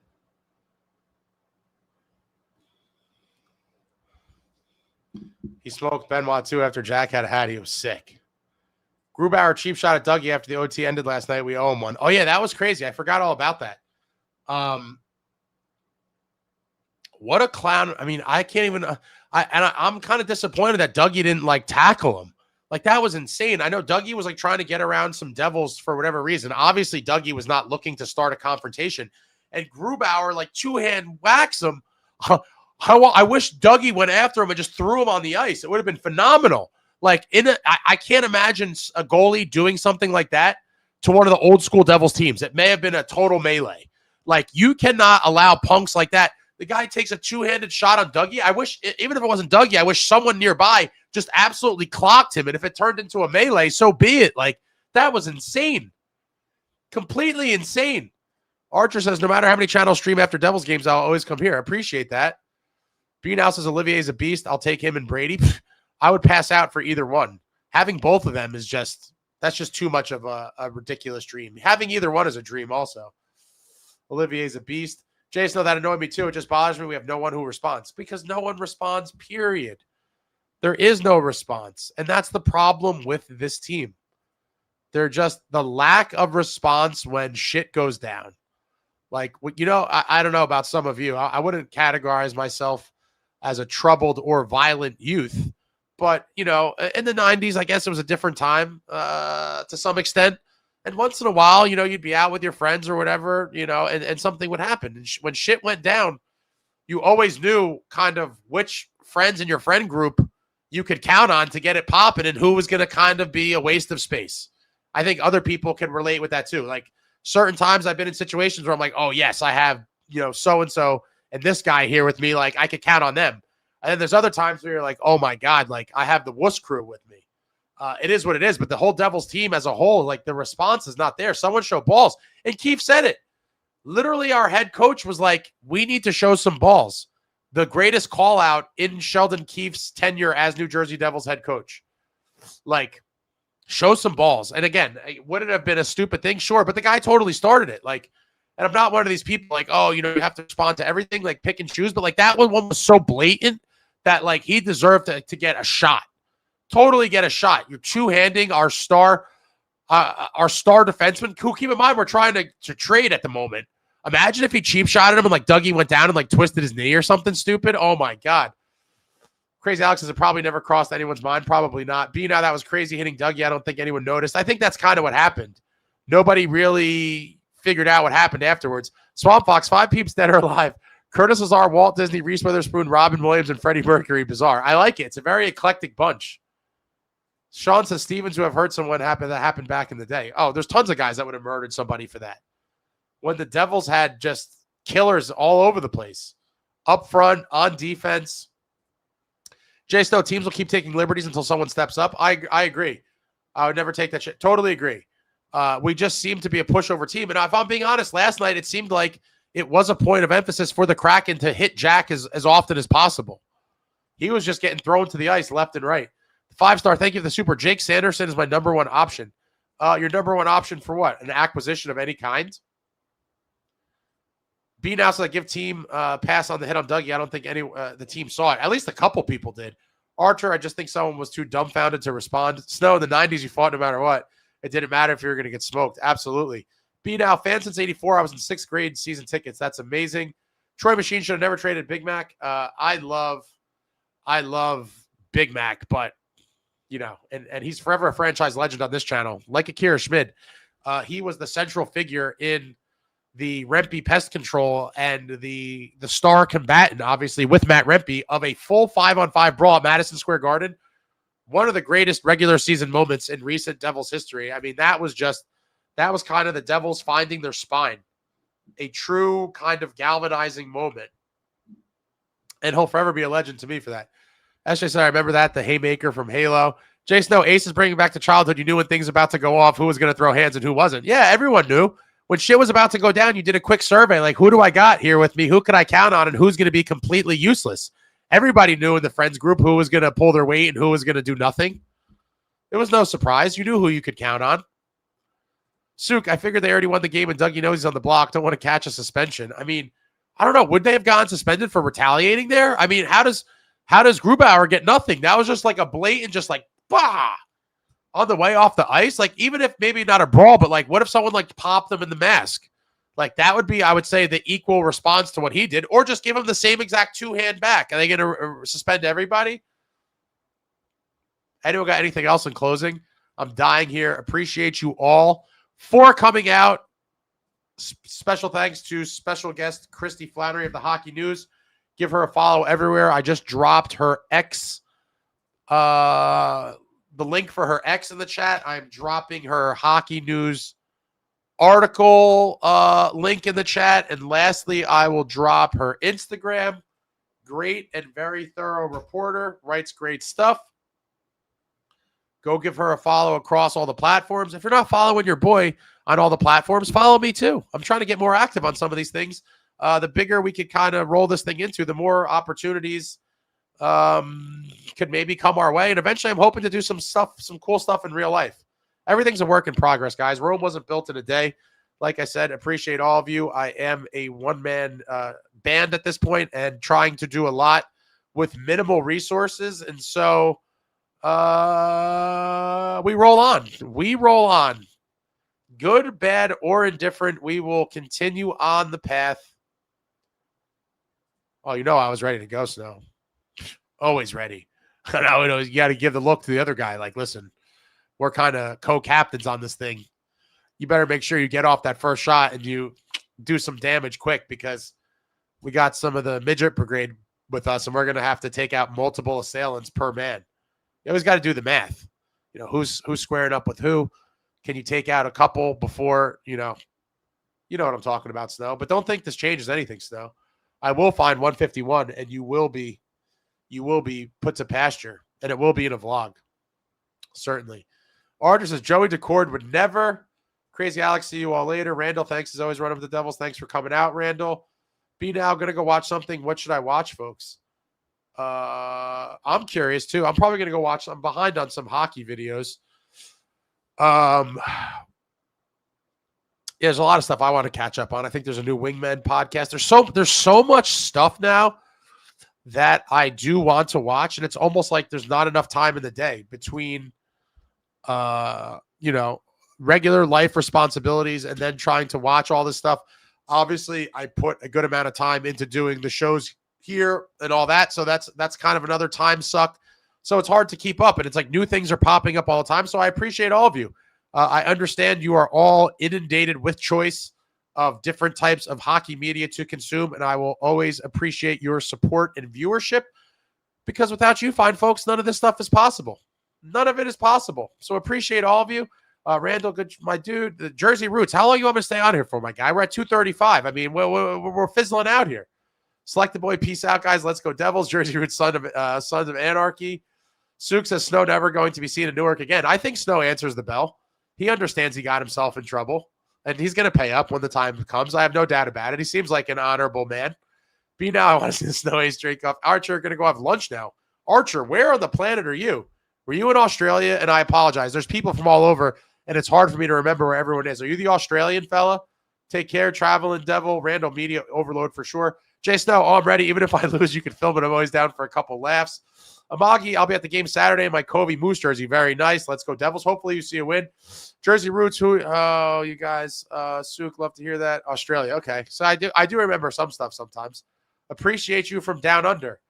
And that's it, folks. Hope you enjoyed this. I hope to have some more guests on in the near future. I don't know who they may be, but I know you guys are tired of just me, right? So I got to try to bring some of these other people on at some point. And so I'll continue to do that sporadically. Metal Lander says, Ace, are you aware of the replay, the Miracle event at Herb Brooks Arena tonight? I am not. I will certainly look into it. I need to go take some more medicine and try to recover. I'm dying out here. Replay the Miracle event.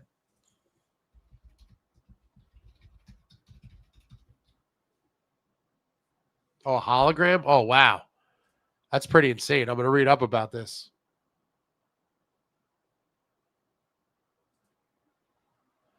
Pretty cool. Jay Snow says, I got to watch Stranger Things finale now. Ace ruined it. Did it really? Dude, first of all, how have you not watched it yet, bro?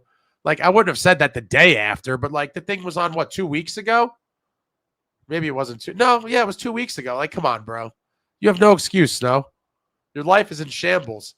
Official Sergey, recover for the big game Saturday versus the Canes. I'll be here. If we beat them, man, oh, man, I certainly hope so. Jay Snow, anyone got new shows to watch? So one of my buddies put me on to a show on Paramount Plus. There's only one season. It's 6 episodes. They're like 50 minutes. I kind of binged it in 2 days, and it's dark. So if you're a sick individual, and I wouldn't say I'm a sick individual, but I certainly like dark and twisted television. It's called Girl Taken. I think it's called Girl Taken. Yeah. Girl Taken on Paramount Plus. Twisted and dark. I'm too busy watching Ace of streams. Jeremy Proper, Landsman is great. What is that on? I feel like I've heard about that before, too.